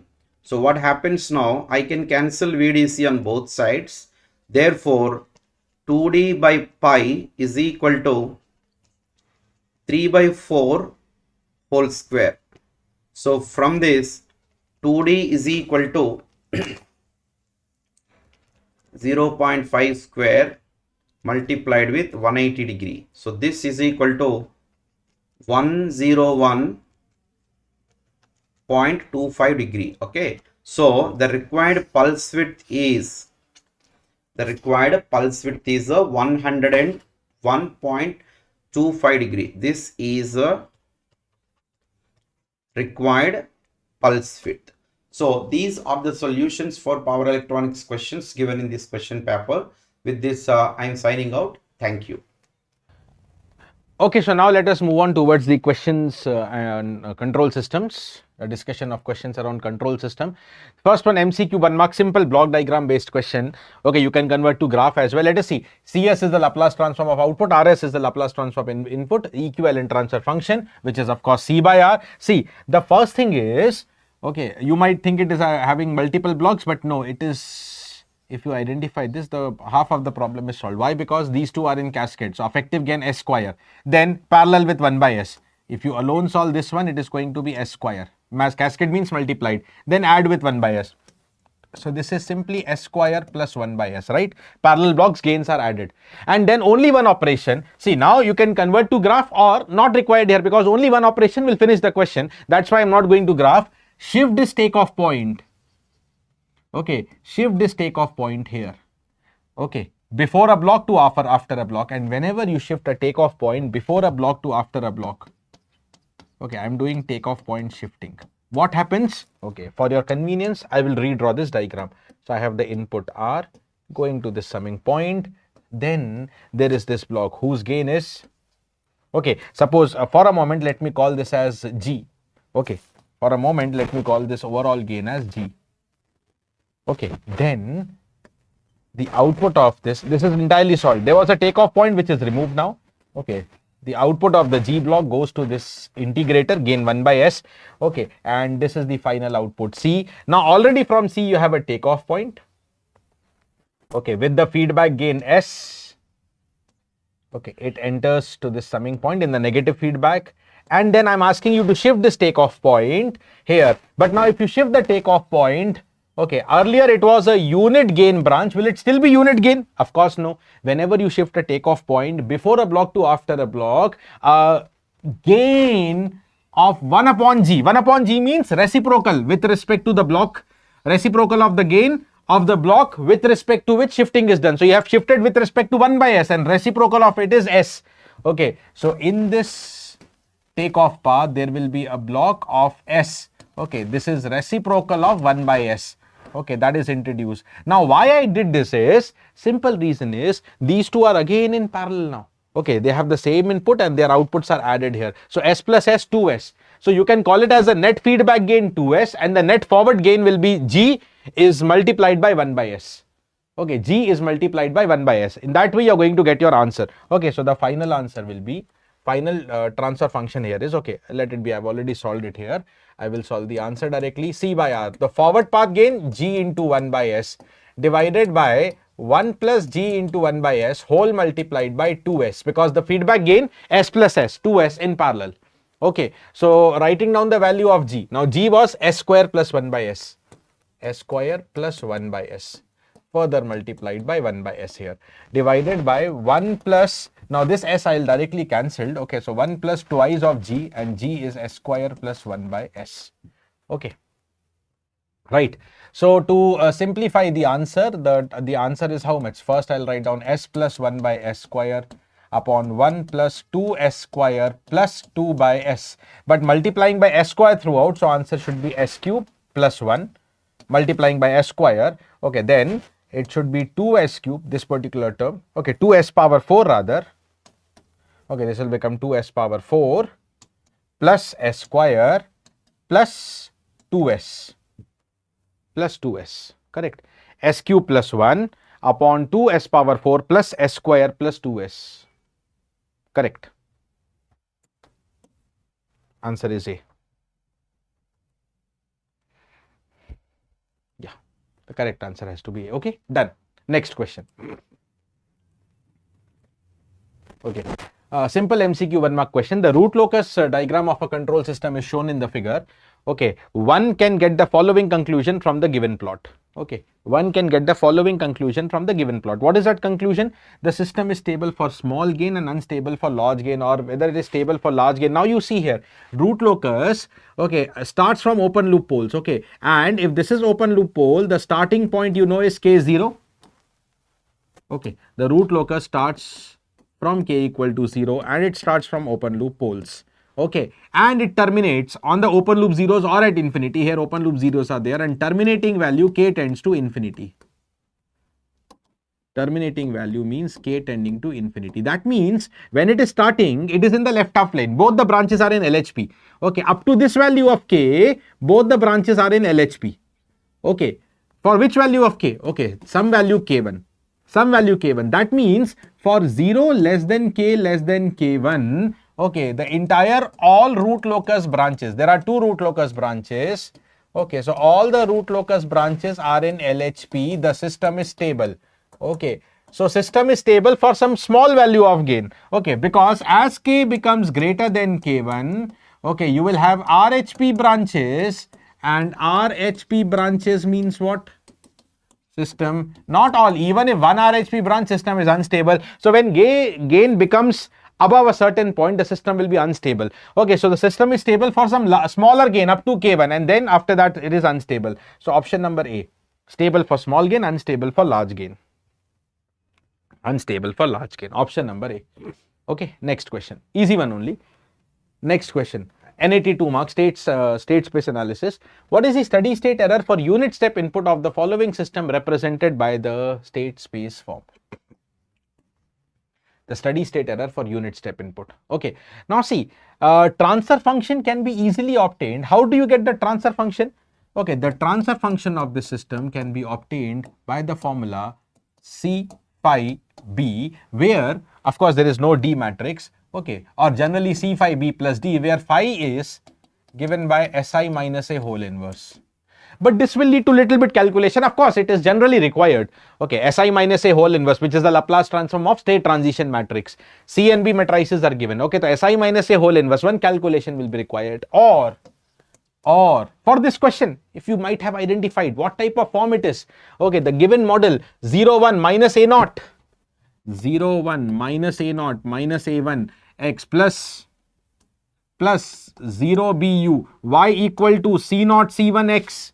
Okay, the given model is directly CCF, controllable canonical form. Okay, and if it is CCF model, okay, transfer function is given by B into C1s plus C naught divided by S square plus A1s plus A naught.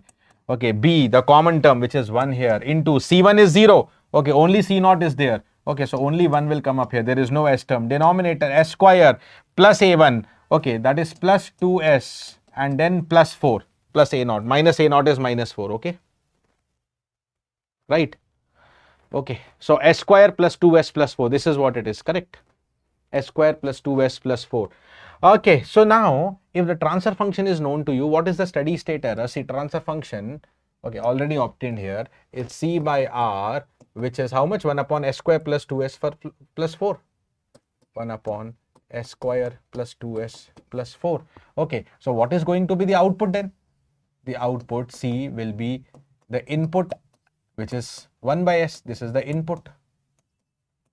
Okay, because we need to find the error for unit step input, and unit step input means the Laplace transform is 1 by S. Okay, what is the steady state error?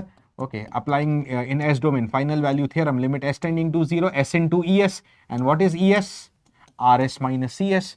So this becomes limit of S tending to 0, S into RS. RS is 1 by S. CS also has this 1 by S into 1 upon S square plus 2S plus 4. Okay, so S and S will get cancelled. Okay, and then if you put tending to 0, 1 minus 1 upon 1 minus 1 by 4, these two terms are 0. So net answer is 3 by 4. Okay, 0.75 is what is the correct answer. Okay, right? Okay,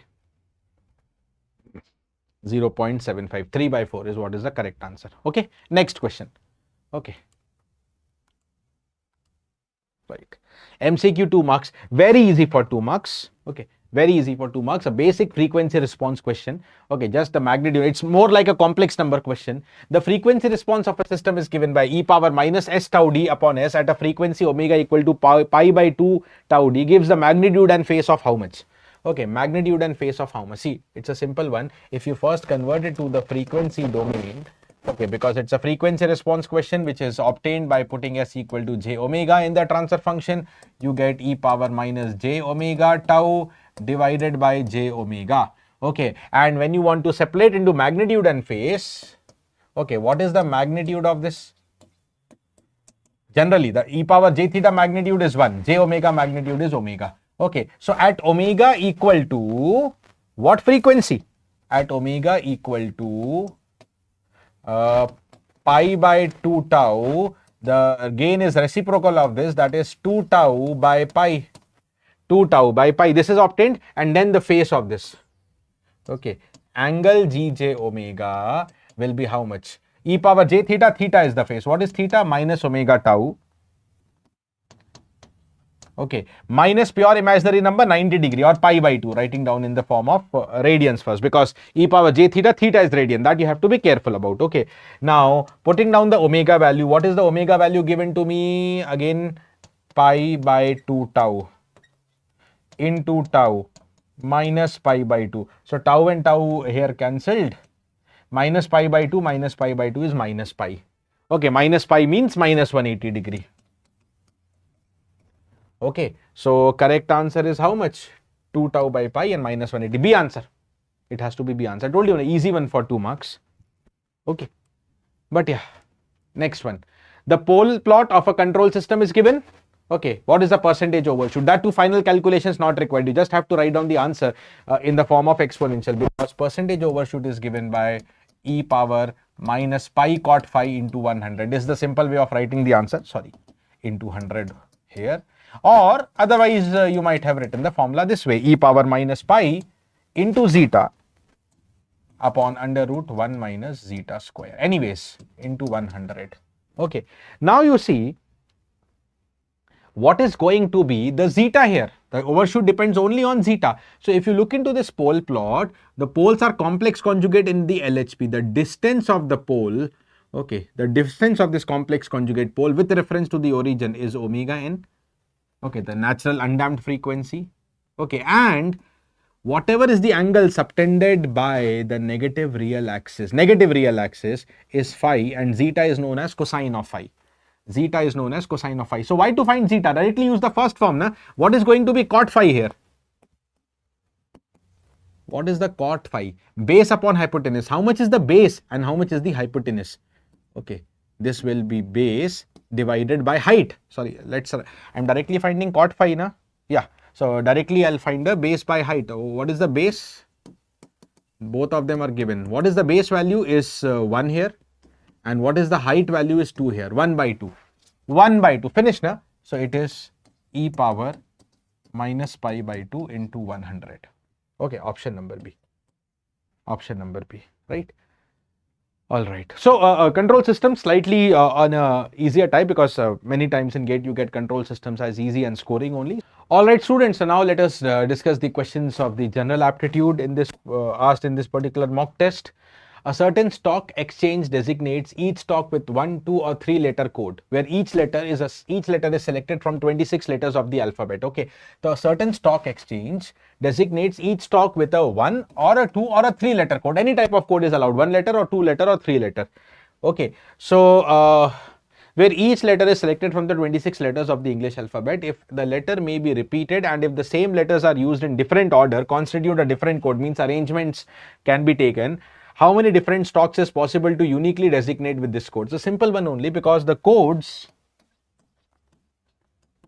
can be a single, a letter code, or a 2-letter code, or a 3-letter code. But all the letters are, selected from one of the 26 letters, and repetition is allowed. Okay. Okay, letter may be repeated, repetition is allowed. So how many 1-letter codes? Let's write down both the cases, all the 3 cases separately. How many 1-letter codes? 26 possibility. You can select any letter from A to Z. How many 2-letter codes? Okay. For first position, you have 26 option. For second, again 26 option, because repetition is allowed to 26 into 26. If repetition was not allowed, then 26 into 25, or then you can write 26p2 also. You can directly use NPR formula if repetition is not allowed. Then how many 3-letter codes are possible? The first letter can be 26, has 26 possibility. Second letter also has 26 possibility, because repetition is allowed. Third also has 26 possibility. Okay, so net answer is like 26 plus 26 square plus 26 cube. That is the only logic to solve this question, and hence a 1 mark question. What is going to be the answer here? Let me write down the answer. Let me compute and write down the answer here. 18,278. 18,278, answer is A. 18,278, the answer is going to be A. Okay, next one. The following image has been seen in a mirror, then seen in resultant, then seen the resultant image in water. Okay, how it looks like. Okay, the following image has been seen in a mirror. Okay, now when we talk about mirror, normally the mirror, okay, there are two images, mirror image and water image. Mirror image is normally considered as the image about vertical, and water image is the image of an object seen, okay, about horizontal. If I talk technically, this is y-axis and this is x-axis. Okay, so this image, this is the image seen in a mirror. Okay, what will be the original one? Okay, what will be the original one? Now see, I'll only follow, where the question has gone, sorry. Yeah, I'll just only follow the edges. Okay, if this is the mirror, how the original one will look like? How the original one will look like? I'll not be able to draw this entire good picture, but if I just reflect it about vertical, image of image will be original picture, na? Okay, so if I just trace the boundary, it should be something of this kind. Okay, right, na? This point. Just tracing the outline of this bird, it looks like this. Okay, now if you take, okay, suppose this is mirror. Now, if you wanted to take its image on a water body, okay, which is about horizontal, how the image will look like? Okay, horizontal means upside down. The image should be upside down. Okay, not left to right. About vertical means left to right or right to left. Now upside down. So this point, okay, has to be seen something like this. So which image will match like this? I think answer is C. Okay, yeah, correct answer is C. Correct answer is C. Okay. So correct answer for this question based on simple images, spatial aptitude. Okay, answer is C. A two-digit number is such that the sum of the squares of its digit is 85. Okay, so a two-digit number, how you can normally take a two-digit number? Suppose the number is xy, the digits are x and y. Okay, such that the sum of the squares of its digits, that means x square plus y square, is 85. If the digits are interchanged, then the new number is more than the original by one digit, largest perfect square. Just keyword, just basic twist of words it is. Okay, the new number is more than original number. Okay, by how much? Now what is the new number? Okay, when the digits are interchanged, the number will look like yx. Okay, so the new number, how do you write down the value of the number? If it is xy, the number is 10x plus y. This is units place. This is the tens place. Okay, now this is units place and tens place. The value of the number will be 10y plus x, and this new number, that is 10y plus x, is more than the original number. What is the original number? 10x plus y is more than the original number by how much? By one digit, largest perfect square, 9. The perfect squares are 1, 4, 9, then 16. The one digit largest square is 9. Okay, so when you simplify 10y minus y, 9y, x minus 10x minus 9x equal to 9. That means you have one more relation, y minus x equal to 9, and x square plus y square is 85. You can get x and y. Okay, right. Or directly, if I square here, okay, if I square here, y square plus x square minus 2xy is equal to, sorry, this was not 9. This will also be cancelled as 1. This is 1. Okay, x square plus y square is 85. 85 minus 2xy is 1. Okay, so 84 by 2, what is the value of xy? 84 by 2 becomes 42. 42. So what can be the digits? Okay, whose product is 42 and the digits differ by 1? Okay, 6 and 7. Simple, 6 and 7. Okay, so xy is 42. The difference y minus x, so y should be greater. So the number can be 6 into 7. 6 into 7 forms 42. 6 into 7 forms 42. Okay, so what is the original number? Okay, what is the original number?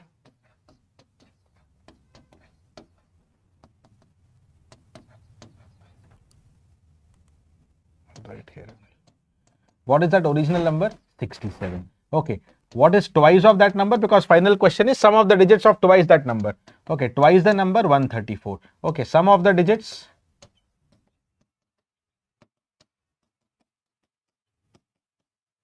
One plus 3 plus 4, 8. Answer is C. Okay. Sum of the digits 1 plus 3 plus 4. So answer is 8. Okay. Yeah. Just question is very basic, just understanding of the language. Okay, just have to focus there. Number 4. Only one term of the following series does not follow the pattern that others follow and hence become odd one out in the group. Find the odd one out. Okay, find the odd one out. So, you know which one of them does not follow a pattern that others will follow. So, let us see. Now, whenever it is letters, now you can count their position or you can write down a sequence like, okay, like the first one is A, D, H, M, na? Okay, A, D, H, M. Okay, see like this. It is A, B, C, then D, then what is there? E, F, G, then H comes, then I, J, K, L, then M comes. Though, what is the pattern in the first one? This is the number A, D, H, M. This is the pattern given. Okay, that means between the first two letters were omitted, then 3 letters were omitted and the next digit came, and then 4 letters were omitted and then the next letter has come. Okay, now let us see the next one. What is the next one? O, R, V, A here. Okay, O, R, V, A. Okay, O, P, Q, R, S, T, U, V, W, X, Y, Z, and then after Z you can restart A. Now you see the pattern again. Okay, O, R, V, A. You see 2 letters omitted, then 3 letters omitted, 4 letters, same pattern. So A and B, these two are not A and B. The first two are same pattern. You have to find one which will not follow the pattern. Then FIMR. Okay, FIMR. So I'll write the pattern now. F, G, H, I, J, K, L, M, N, O, P, Q, R. Okay, now let me highlight the given word. Okay, what was given? F, I, M, R. Same pattern, na? 2 omitted, then 3 omitted, and then 4 omitted. Correct. Okay, so obviously the odd one out has to be this one, but I'll tell you why. It has to be this one. Let's write down the pattern again. M, N, O, P, Q, R, S, T, U, V, W, X, Y. Up to Y, na? Correct. Now you see M. Okay, then Q, M, Q, U, Y. See. 3 letters here, 3 letters here. Okay, 3 letters between every 2 letters. So this is what is a separate odd pattern which is not followed by others. So correct answer is MQUY, option number A. Okay, right. A basic series or odd one out question from alphabets. Next one. Normally there have been even 2 mark level question from this category. Okay. Okay, 5th and 6th, 2 verbal question. What is there? I'll just tell you the answer. Which of the following is closest in meaning? That is synonym to the word circuitous, and that is option number B. It means indirect. Okay, and then 6th. Okay, we will not discuss verbal here. I'll just tell you the answer. There is a passage given, and you have to find the conclusion of it. What is there? After several defeats in wars, Robert Bruce went in exile and wanted to commit suicide. Just before committing suicide, he came across a spider attempting tirelessly to have its net. Time and again, the spider failed but did not deter it to refrain from making attempts. Such attempts by the spider made Bruce curious. Okay, thus Bruce started observing the near impossible goal of the spider to have the net. Ultimately, spider succeeded in having its net despite the several failures. Okay, such act of the spider encouraged Bruce not to commit suicide. Bruce also motivated. Bruce went back and won many a battle, and the rest is history. Okay, which of the following assertion is the best supported by the above information? Okay, which of the assertion is best supported? What is the best conclusion from the passage that you can take? Failure is the pillar of success. Honesty is the best policy. Okay, first of all, there is no discussion about honesty here. Of course, hard work is the important message here. Life begins and ends with adventures. Okay, so now it's not adventure. It was something, worth do or die situation. No adversity justifies giving up hope. Okay, that is what. Okay, that is what Bruce learned from the spider, that whatever worst situation it is, okay, if you give up, nothing is going to happen, Okay, but if you keep trying, because any phase of life, even GATE exam, okay, if you give up, last 1 month is there, many students give up. But there is only one guarantee I also give you. If you give up, nothing is going to happen, guaranteed. But if you keep trying, although there is no guarantee, but if you keep trying, there is a high probability and high possibility you come up with the results you wanted. Okay, correct answer for this passage is D. Okay, correct answer is D. Okay, yeah. The best possibility, okay, the best possibility, because it is also not only about failure or success, it is also about Bruce was wanting to commit suicide. He was thinking into that to a worse situation. Okay, otherwise, failure is pillar of success is also one of the sub messages of this one that you can say. Okay. B and C are totally out of league here. Okay, anyways, chalo, we discussed that also. Seventh one, the average ages of the MPs of lower house and the upper house of a parliament are 50 and 70 years. Okay, respectively, lower and upper. One MP shifted from lower to upper house, thereby the average ages of both the house were reduced by 1. Average ages of both were reduced by 1. Find the age of that MP. Suppose the age of that MP is suppose X. If the number of MPs in the lower and upper houses are in the ratio 3:1. So let us say the MP in the lower house are 3K and that in the upper house are K. Because the ratio is 3:1, we can take the number as 3K and K respectively. Okay, so what is there here? Originally situation, if I talk about the original situation, let me write it here. If I talk about the original situation, okay, and let us write down a simple formula. Sum is equal to average into number of observation, because average is sum upon number of observation. What is the sum of the ages of the members of the lower house? Is the average, which is 50, and the number of people is 3K. 50 into 3K. You can call it as 150K. Okay. What is the sum of the ages of the upper house people? The average is 70 and the number of people is K. So this is 70K. Okay. This is 70K. Okay. Number one thing. Now, one MP shifted. Okay. So after shifting, what is happening?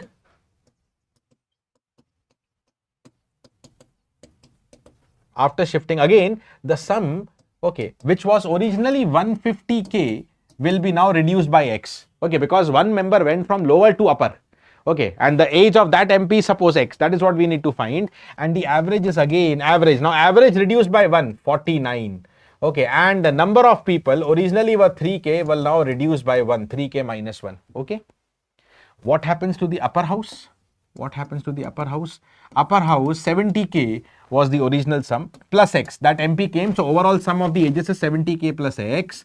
Okay, is now average into sum of observation. Average here also becomes 69. Both averages reduced by 1. But original people here were K. Now it will be incremented by 1. That is K plus 1. Okay, so if I add these two now, if I just add these two here, what do I get? 70 plus 50, 220K. X will be cancelled. At least K I will obtain. Okay, then 49 into 3, 147 plus 69. How much? 69 and 147, na? 620, 216K. Okay, minus 49 plus 69. Okay, so plus 20. Okay, easy. 4K equal to 20. So you got K equal to 5. Okay, and if K equal to 5, okay, get the value of X from here only. 70 into 5, 350. Or sorry, just we'll subtract here. Okay, let me rewrite this. 70K plus X equal to, open the bracket, 69K plus 69. Okay, so this becomes how much? X equal to minus K plus 69, and that becomes 64 because K is 5. 64. The answer is 64. Option number C.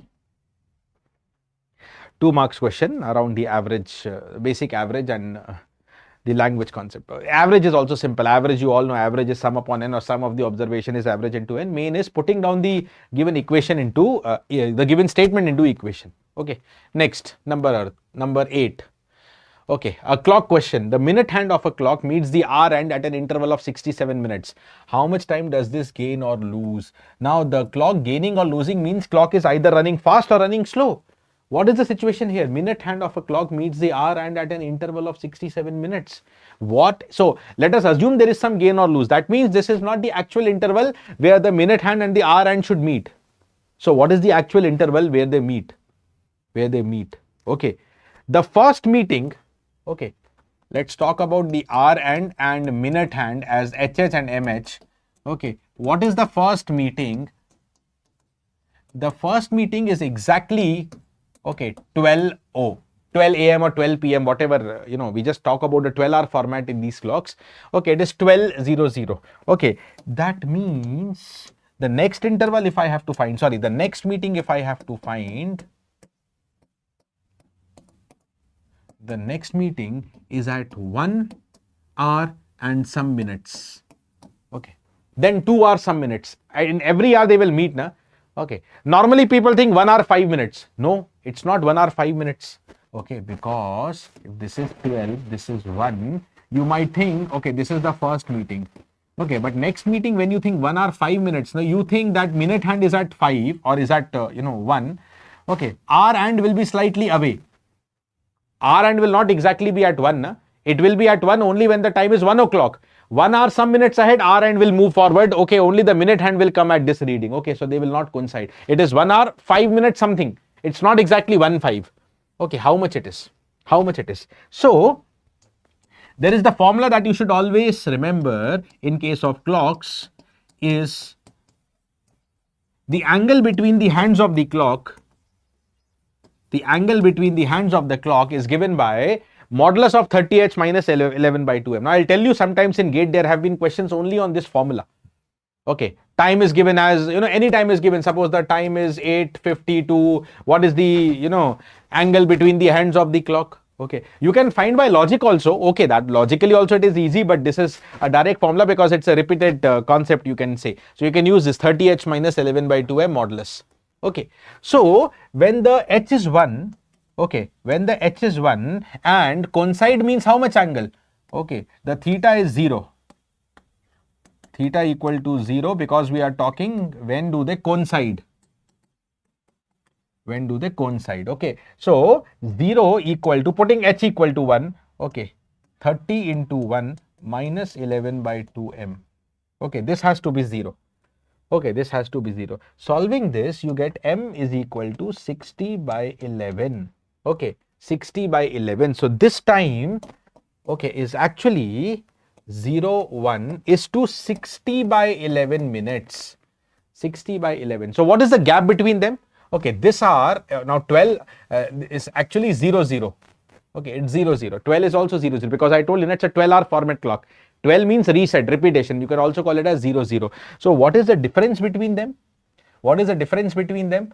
Okay, the time for the next coincidence is 1 hour and 60 by 11 minutes, or 1 hour is 60 minutes. So 60 plus 60 by 11 minutes, which turns out to be 720 by 11 minutes. Okay, I don't need its exact value, but I'll tell you if I have to write down its exact value, just to explain you the concept. Okay, how much it is? 720 by 11, that is 65.45. 65.45. Now, what is the given interval?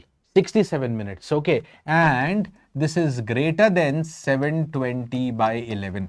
720 by 11 is how much? I told you it is 60. Sorry. Yeah. So that is 65.45. So given time is just a second. What is happening? Yeah. So given time, the actual time should be 65.45. Okay. The original time given is 67, which is greater than that value. That means the clock is running slow. It is taking more time.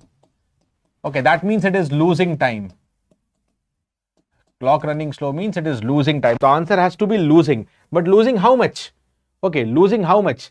Okay. When the clock shows 67 minutes, what is the difference first of all? Okay. Let's write down the difference. Okay. 67 minus 720 by 11. Okay. Will become how much? Okay. Let me write down the calculated value. It's this one minus 720. Okay. It is 17 by 11. Okay. So that means the clock has lost how much time? The clock has lost, okay, this much of the time is lost. It is late by this much time. 17 by 11 minutes lost in 67 minutes. In 67 minutes, okay. So let me write it this way. Okay, 67 minutes, how much does it lose? 17 by 11 minutes, okay, lost. So in 1 day, or first let's convert to the unitary method. In 1 minute, how much does it lose? Okay, divide by 67 here. This much minutes is lost. Okay, so in 1 day, Okay, how much minute it will lose? Okay, the 1 day has 24 hours. See, this is per minute, na? Now, 1 day has 24 hours and every hour has further 60 minutes. So, these are the total minutes within the day. Okay, these many minutes will be lost. Okay, and this is approximately how much? Let me do the calculation part again. How much it is? 17 into 24 into 60 to be further divided by 11 and 67. This is 33 point something. Okay, this is 33.2157 minutes lost. Okay, so answer has to be lost 33 and the whatever fractional part, no need to worry about this. Answer is 33 point something. Answer you can mark as C. It loses time and 33 point something. Okay, this value should be probably coming out as what I have written there. Okay, this fractional value. This is what is the concept of this question. A good question from clocks, I would say. Okay, MCQ 2 marks. Next question, number 9th. Arrangement, a very expected question, arrangement. Okay, just have a look into it, read this and get the answer. Easy one only, because it's a linear arrangement. It's not even circular. Okay, because many times you can get the question on circular arrangement as well.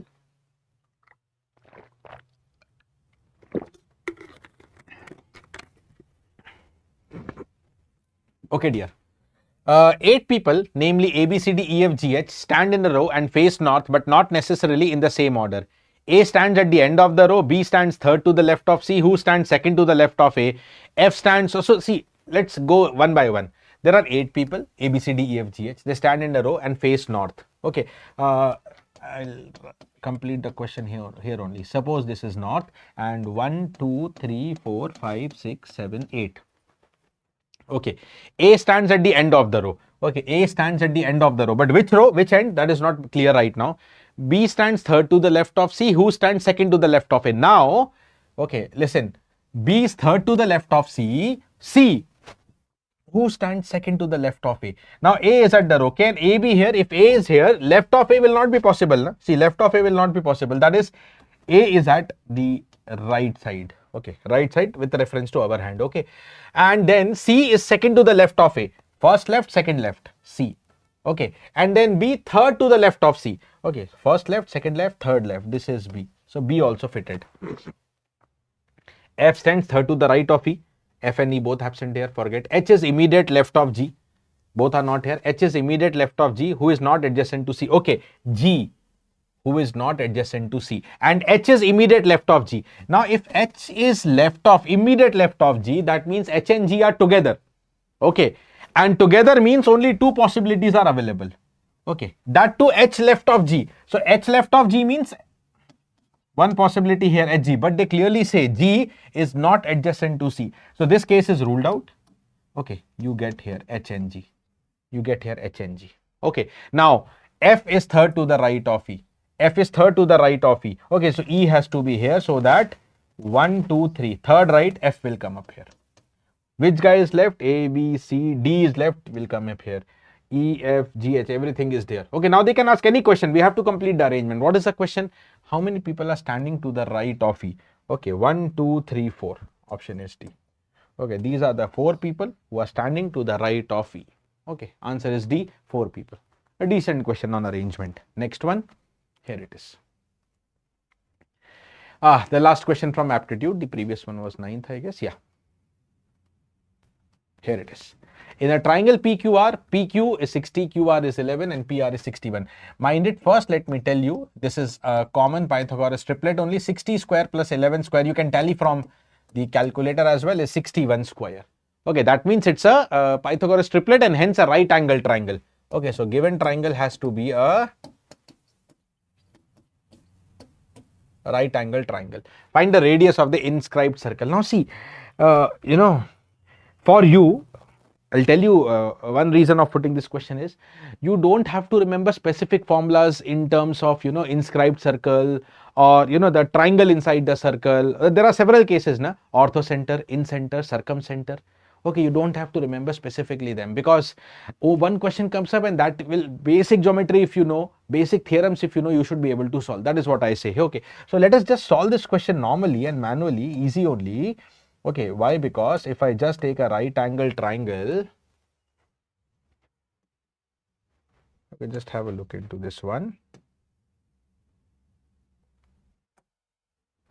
and then take a circle which is inscribed inside this.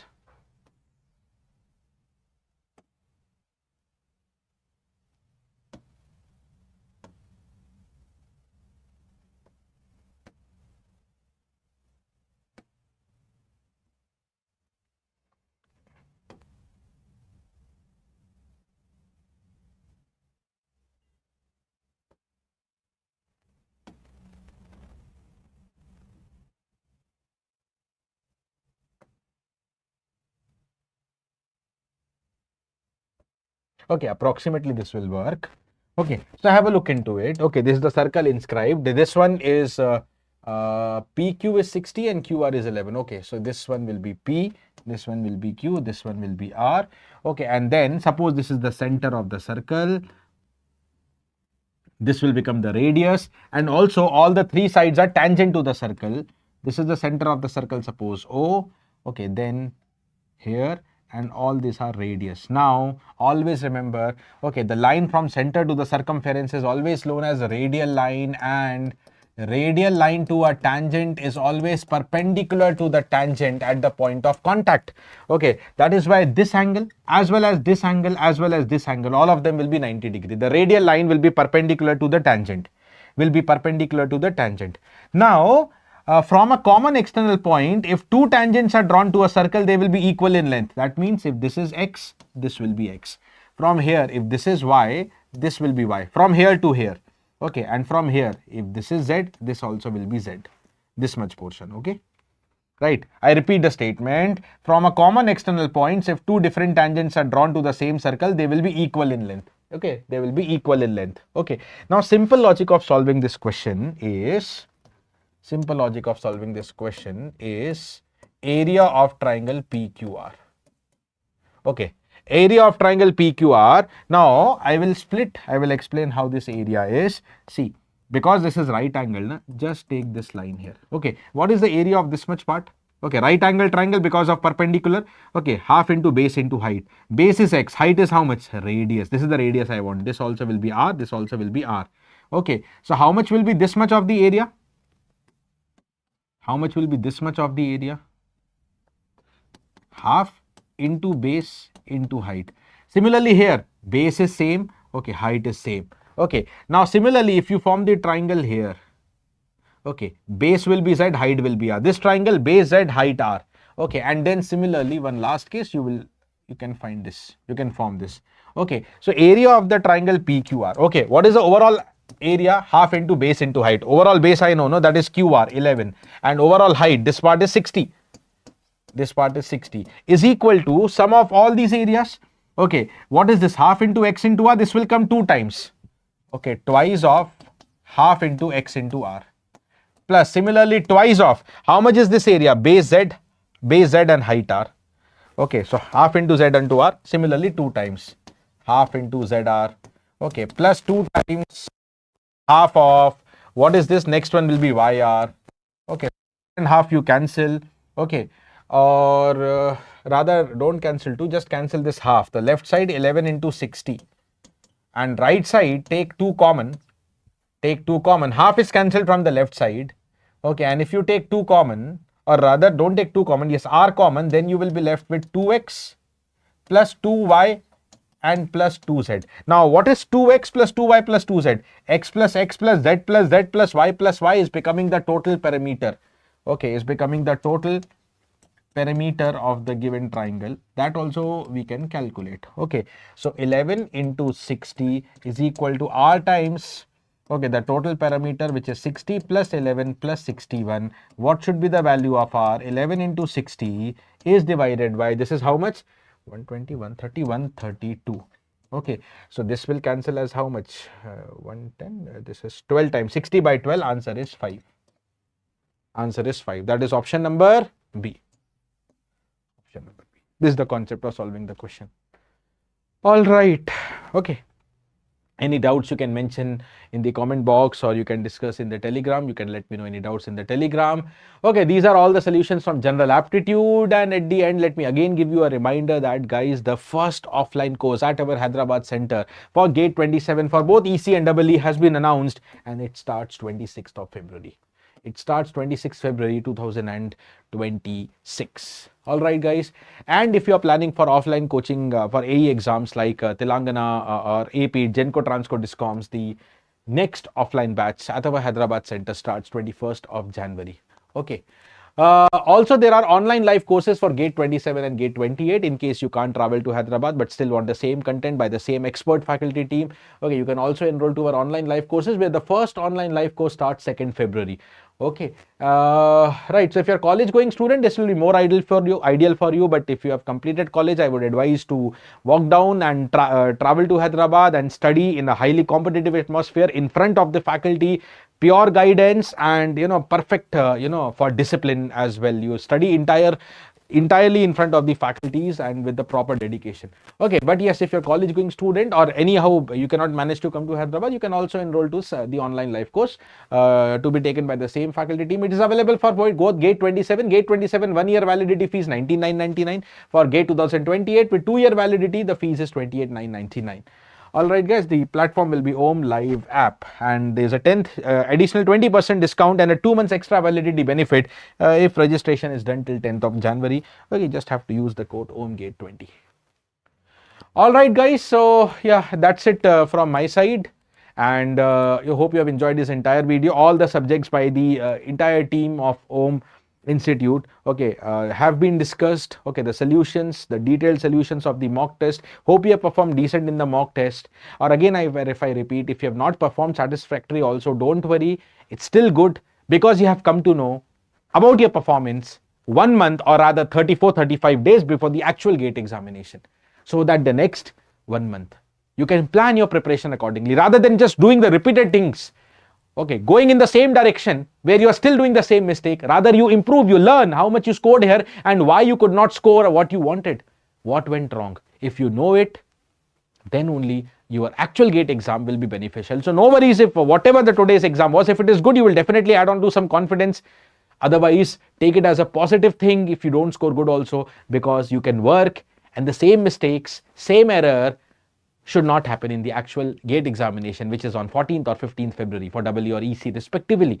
Okay, so all the very, very best for your final examination. Keep preparing and keep subscribed to the Om Institute YouTube channel, because this 1 month, okay, you're going to get a lot of videos, and very soon marathon sessions are also going to come up. We are going to announce them soon. Okay, so stay tuned, stay subscribed, because the the grand marathon sessions, okay, for the entire revision of the subjects are going to start on this Om Institute YouTube channel. Okay, this is Rakesh Talreja signing off. Bye bye. Thank you. Stay safe and take care of yourself.